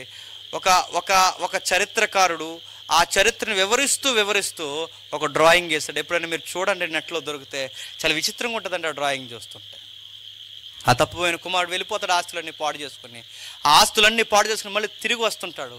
ఆ వస్తున్నప్పుడు ఆ దేవుడు ప్రేమను ఆ చరిత్రకారులో నుంచి రాసుకొచ్చిన ఆ బొమ్మను మనం గీసిన విధానం చూస్తే ఆ చిత్రకారుడు యొక్క ఉద్దేశం భలే స్పష్టంగా కనబడుతుంది. ఎంత బాగా వేస్తాడంటే, ఆ కుమారుడు మెడ మీద ఆ తండ్రి ఏం చేస్తాడండి? ముద్దు పెట్టుకుంటాడు. ఆ తండ్రి ముద్దు పెట్టుకున్న ఆ ముద్దు సింబల్ ఉంటుంది చూసారా? ఆ ముద్దు సింబల్ అలా కనబడుతుందండి ఆ కుర్రాడు మెడ మీద. అంటే ఆ కుమారుడు మెడ మీద ఆ ముద్దు సింబల్ అలా కనబడుతుందంటే మనకు అర్థం కావాలి, ఆ ముద్దు సింబల్ అంత అలా మనకు స్పష్టంగా కనబడుతుందంటే మనకు అర్థం కావాల్సిన విషయం, వాడు చాలా మురికట్టిపోయి మాసిపోయాడు అన్నమాట. అంటే ఈ తండ్రి ఎలాంటాడో తెలుసా? నువ్వు ఎంత మురుగుతూ ఉన్నా, ఇప్పటికే నువ్వు ఎంత బురద అయిపోయినా, నీ జీవితంలో ఎంతో నచ్చని అశుద్ధం మనకు అంటుకుని ఉన్నా, ఆయన దగ్గరకు ఒక్కసారి మనం తిరిగితే ఆ మురికేమీ చూడండి. ఆయన కౌగిట్లోకి చేసుకుని ఏం చేస్తాడు చెప్పండి? ముద్దు పెట్టుకుని, మెడ మీద పడి ముద్దు పెట్టుకుని మరలా కౌగిట్లో తీసుకుని, నా కుమారుడా రా, నిన్ను బట్టి గొప్ప విందు నేను సిద్ధపరుస్తాను. మీరు అనుకుంటారు నేను దేవుడికి నచ్చుతానా, నేను దేవుడికి నచ్చుతానా అనుకోకండి. మనకి ఎంత మురికి పట్టినా ఒక్కసారి ఆయన దగ్గరకు వచ్చి పశ్చాత్తాపడితే ఖచ్చితంగా మనం ఎవరికి నచ్చుతామని చెప్పండి? దేవుడు నచ్చుతాం. ఎంత వడ్డీ వ్యాపారాలు, ఎంత సొంకపు వ్యాపారం, ఎంత గుత్తతారుడిగా పనిచేసిన జక్కీ మారితేనే జక్కీని ఇష్టపడిన దేవుడు, ఈరోజు నువ్వు మారిన దేవుడు ఈ రాత్రి నేను కూడా ఇష్టపడతాడు. ఒకవేళ ఇప్పటికే ఏ వ్యభిచార పనుల్లో తిరిగావో చాలే కాపే, నీ దేవుని దగ్గరికి రా, నేను ఖచ్చితంగా క్షమిస్తాడు నిన్ను. ఈ రోజుకి ఇప్పటికే ఎన్ని చీకటి పనులు చేస్తావో నాకు తెలియదు, ఇక చాలా ఆపే, ఈరోజే దేవుని దగ్గరికి రా. జక్కీని ప్రేమించిన దేవుడు నిన్ను కూడా ప్రేమిస్తాడు. సమరయ స్త్రీని ప్రేమించిన దేవుడు నిన్ను కూడా ప్రేమిస్తాడు. పాపులను ప్రేమించే దేవుడు మనకున్నాడు కనుక ఆయన వైపు తిరిగిన ప్రతి పాపిని ఆయన కౌగిట్లో చేసుకుంటాడు. మన మెడ మీద పడి ఆయన ముద్దు పెట్టుకుంటాడు. మనల్ని బట్టి పరలోకమందు గొప్ప ఆనందాన్ని తెలియజేస్తాడు. ఈ మీటింగ్స్లోకి ఎంతమంది వచ్చారన్న ఆనందం దేవుడికి ఉంటుందో లేదో నాకు తెలియదు, కానీ ఒక మాట అయితే నేను చెప్పగలను, బైబిల్ని బట్టి ఎంతమంది వచ్చారు కాదు, ఇంతమందిలో ఎవడో ఒకడు మారుతారు చూసారా, ఆ ఒక్కడిని బట్టి పరలోకమందు దూతల సభలో మిక్కిలి ఆనందిస్తారు. ఆనందాన్ని నింపే బిడ్డవి ఈరోజు నీవే అయితే ఈరోజే నిర్ణయం తీసుకో. ఆనందాన్ని నింపే కుమార్తె నీవే అయితే ఈరోజే నిర్ణయం తీసుకో. ఈ సభకి సౌందర్యం ఏదన్నా ఉంది అంటే ఎవరో మారుతారు, అదే గొప్ప సౌందర్యం. అది మనకు కనబడకపోవచ్చు, రేపొద్దున స్థానిక దైవజనుడికి, ఆ పెద్ద ఆయనకి ఆ రోజు మీ సభలో నేను మారిన వ్యక్తిని ఒకరోజు చెప్పుకుంటాడు చూసారా, ఆ రోజు ఆ కాపరికి ఆనందమే, ఆ పైన ఉన్న నిజమైన కాపరికి కూడా ఆనందమే. మారండి, దేవుడు ఈరోజే మనం పిలుస్తున్నాడు. మన దొంగ వ్యాపారాలు వద్దు, దొంగ అబద్ధాలు వద్దు, మన దొంగ బతుకుని బతకొద్దు, పైకి మేడిపండులా కనబడొద్దు, లోపల అశుద్ధాన్ని పెట్టుకుని తిరగొద్దు. ఆయన రక్షకుడు ఒడిలో మనం రాలిపోదాం, లోపల మన జీవితాన్ని పూర్తిగా ఆయన ద్వారా ఆయన రక్తము చేత మనం కడిగి వేసుకుందాం. దేవుడు మిమ్మల్ని అందరినీ దీవించును గాక. Amen, amen, amen. ప్రార్థన చేసుకుందాం. ప్రేమగల తండ్రి, కృపగల దేవ తండ్రి, జక్కయ్య జీవితం తండ్రి మాకు ఆశ్చర్యకరం దేవ తండ్రి. సమాజం తండ్రి డబ్బు కోసమే బతుకుతున్నప్పుడు, సమాజం తండ్రి కేవలం తండ్రి వసతుల కొరకే బతుకుతున్నప్పుడు తండ్రి ఎరగాల్సిన టైంలోనే ఎరిగాడు తండ్రి. ఒకవేళ ఆ రోజు తండ్రి ఎరుకో రాకలో జక్కయ్య ఎరగకపోతే ఖచ్చితంగా తర్వాత నశించిపోతాడు దేవ. నశించిపోవడానికి ముందు వరుసలో ఉన్నవాడే జక్కయ్య తండ్రి. ఆ నశించిపోతున్న వాడిని ఎత్తికి రక్షించడానికే తండ్రి మీ సుతుడు దైవం వెళ్ళాడు దేవా. సిలువ యాగం కళ్ళ ముందు పెట్టుకుని తండ్రి తండ్రి భయంకరమైన సిలువ వధ తండ్రి కళ్ళ ముందు జరగడానికి సిద్ధంగా ఉన్నప్పుడు తండ్రి, పస్కా రోజు రోజుకి దగ్గర అయిపోతున్నప్పుడు దేవా, ఆ సిలువకు ముందు చిట్ట చివరిగా రక్షింపబడిన ఉన్నతమైన ఆత్మ తండ్రి జక్కయ్యే. ఆయన నిజమైన తండ్రి అబ్రహాము కుమారుడు తండ్రి. ఎంత తండ్రి మీ సంకల్పంలో లేకపోతే తండ్రి ఆయన కొరకు ఒక చెట్టును పుట్టించి, ఆయన కొరకు మీ సుతుడిని పంపించి, ఆయన కొరకు తండ్రి చిత్తశుద్ధిని కలిగించి, ఆయన కొరకు లక్షల మందిలో తండ్రి ఆ ఒక్క వ్యక్తిని మీరు పిలుస్తున్నారంటే ఎంత ఇష్టపడ్డారు తండ్రి జక్కయ్యని. అండ్ ఆ సందర్భాలు చదువుతున్నప్పుడు మా మనసులు కూడా పులకించిపోతున్నాయి దేవా. ఇంతమంది కోట్ల మంది మనుషుల తండ్రి నాగరికతలో మమ్మల్ని పిలుచుకున్నారు తండ్రి, మమ్మల్ని ప్రత్యేకపరిచారు దేవా. మమ్మల్ని ప్రత్యేకించి తండ్రి మీ పరిచర్యలో, మీ జీవితానికి అనుకూలమైన తండ్రి మీ కార్యాల్లో మమ్మల్ని నిలబెట్టుకున్నారు తండ్రి. మేము ఎంత ధన్యులం తండ్రి. కోట్ల మందికి మారు మనసు లేదు దేవా, కోట్ల మందికి తండ్రి ఈ రక్షణ భాగ్యం లేదు తండ్రి. కానీ అంతమందిలో తండ్రి ఇక్కడ కూర్చున్న మా అందరికీ మీరు అనుగ్రహించారంటే వాళ్ళందరికన్నా నశించిపోయే జాబితాలో మేమే ఉన్నాం దేవా. మమ్మల్ని ప్రేమించారు, మా నాశనాన్ని ముందే ఎరగారు తండ్రి. మా బతుకు ఏ విధంగా ముగిసిపోతుందో, మా వెనకున్న గోస ఏంటో తండ్రి మీరు స్పష్టంగా చూశారు తండ్రి. అందుకే అందరికన్నా ముందుగా మమ్మల్ని ఎత్తికి రక్షించారు తండ్రి. జక్కయ్య జీవితంలో ఎంత పరిపూర్ణమైన మార్పు వచ్చిందో మా జీవితాల్లో కూడా అంతే పరిపూర్ణమైన మార్పు తండ్రి అవసరం తండ్రి. ఒకవేళ అరకొర జీవితాలు ఎవరికైనా ఉన్నా ఇంత వాక్యం విన్న తర్వాత కూడా తండ్రి వారు పెడచెవిన పెడితే తండ్రి వారిని క్షమించండి. మరొక ఉపదేశకుడు ద్వారా అయినా తండ్రి వారిని గద్దించండి తండ్రి. మాకు సుప్రతిష్ఠితమైన తండ్రి ఈ వాక్యాలు తండ్రి మాకు తెలుసులే అనుకోవడం తండ్రి మా అమాయకత్వం తండ్రి. మాకు తెలియాల్సిన తండ్రి జక్కయ్య లాంటి మార్పు మా జీవితాల్లో ఎందుకు లేదని మేము ఎరగాల్సినదే ప్రాముఖ్యమైన సంగతి దేవా. తండ్రి జక్కయ్య తండ్రి తన ఆస్తిని వదిలేశాడు తండ్రి, తన అన్యాయంగా సంపాదించింది వదిలేశాడు దేవా. తండ్రి మేము సంపాదించింది మీకు ఇవ్వం, మా జీవితాన్ని మీకు ఇవ్వం తండ్రి, ఏది మీకు ఇవ్వం దేవా. కానీ మీ బిడ్డలమని చెప్పుకోవడానికి మాత్రమే తండ్రి ఒక ముసుగేసుకుని తిరుగుతున్నాం తండ్రి. మా జీవితాల్లో మీరు చేసిన మేలులు మరవలేనివి, మా జీవితంలో మీరు చేసిన మేలు తండ్రి ఎప్పటికీ మా జ్ఞాపకాల్లో ఉండాల్సినవి తండ్రి. జక్కయ్య జీవితం చదువుతున్నప్పుడు తండ్రి మా జీవితాల్లో కళ ఎదుట కదలాడుతున్నాయి దేవా. ఎవరైనా తండ్రి తెలుసో తెలియకో ఈ రోజు వరకు తండ్రి దుర్వ్యాపారాలు చేస్తుంటే వారిని క్షమించండి, వారికి విడుదల ఇవ్వండి తండ్రి. ఎవరైనా తండ్రి చీకటి పనులు చేస్తే ఈరోజే వారిని పిలుస్తున్నారు దేవా, వారికి విడుదల ఇవ్వండి తండ్రి.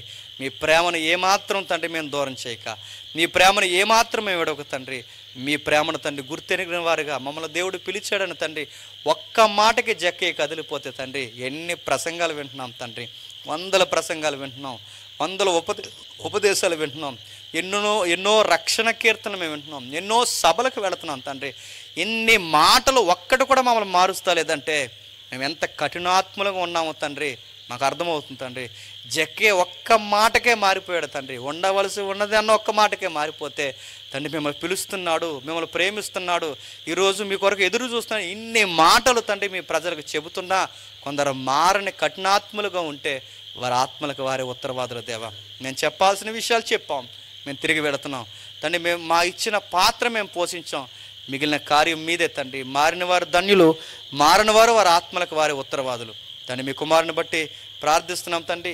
పెద్దవారు తండ్రి కాపరి, ఆయనకు కావాల్సిన ఆరోగ్య పరిస్థితులు తండ్రి మెరుగుపరచండి. ఆయనకి ఎన్ని ఇబ్బందులు ఉన్నా తండ్రి ఇంత పెద్ద సభలు జరిగిస్తున్నారు తండ్రి, అందుని బట్టి స్తుతులు స్తోత్రములు. నేను దినాన్ని మాట్లాడిన తండ్రి, నా ముందు మాట్లాడిన వర్తమానికుడు తండ్రి సునీల్ అన్నయ్య గారిని బట్టి, ఆయన పరిచయను బట్టి కూడా ప్రార్థిస్తున్నాం తండ్రి. ఆయన పరిచయను కూడా దీవించండి, స్థానిక దైవజనుని మరింత ఆశీర్వదించండి. ఆయనకు కావలసిన కుటుంబ తండ్రి పరిస్థితులు, సంఘ పరిస్థితులు తండ్రి మెరుగుపరచండి తండ్రి. ఆయనకు సహకరించిన ఎవరైతే పరిసర ప్రాంతాల్లో సేవం చేస్తున్న దైవజనులు ఉన్నారో వారందరినీ కాచి కాపాడండి తండ్రి. వచ్చిన ప్రియులను తండ్రి, వచ్చిన సంఘాన్ని, వచ్చిన విశ్వాసులను అందరినీ తండ్రి ఆశీర్వదించండి. మాకు తెలియని, మాకు చెప్పలేని ఏ బాధలు వారికి ఉన్నా తండ్రి వాటన్నిటినీ తండ్రి సమాధానపరుస్తారని కోరుతున్నాం.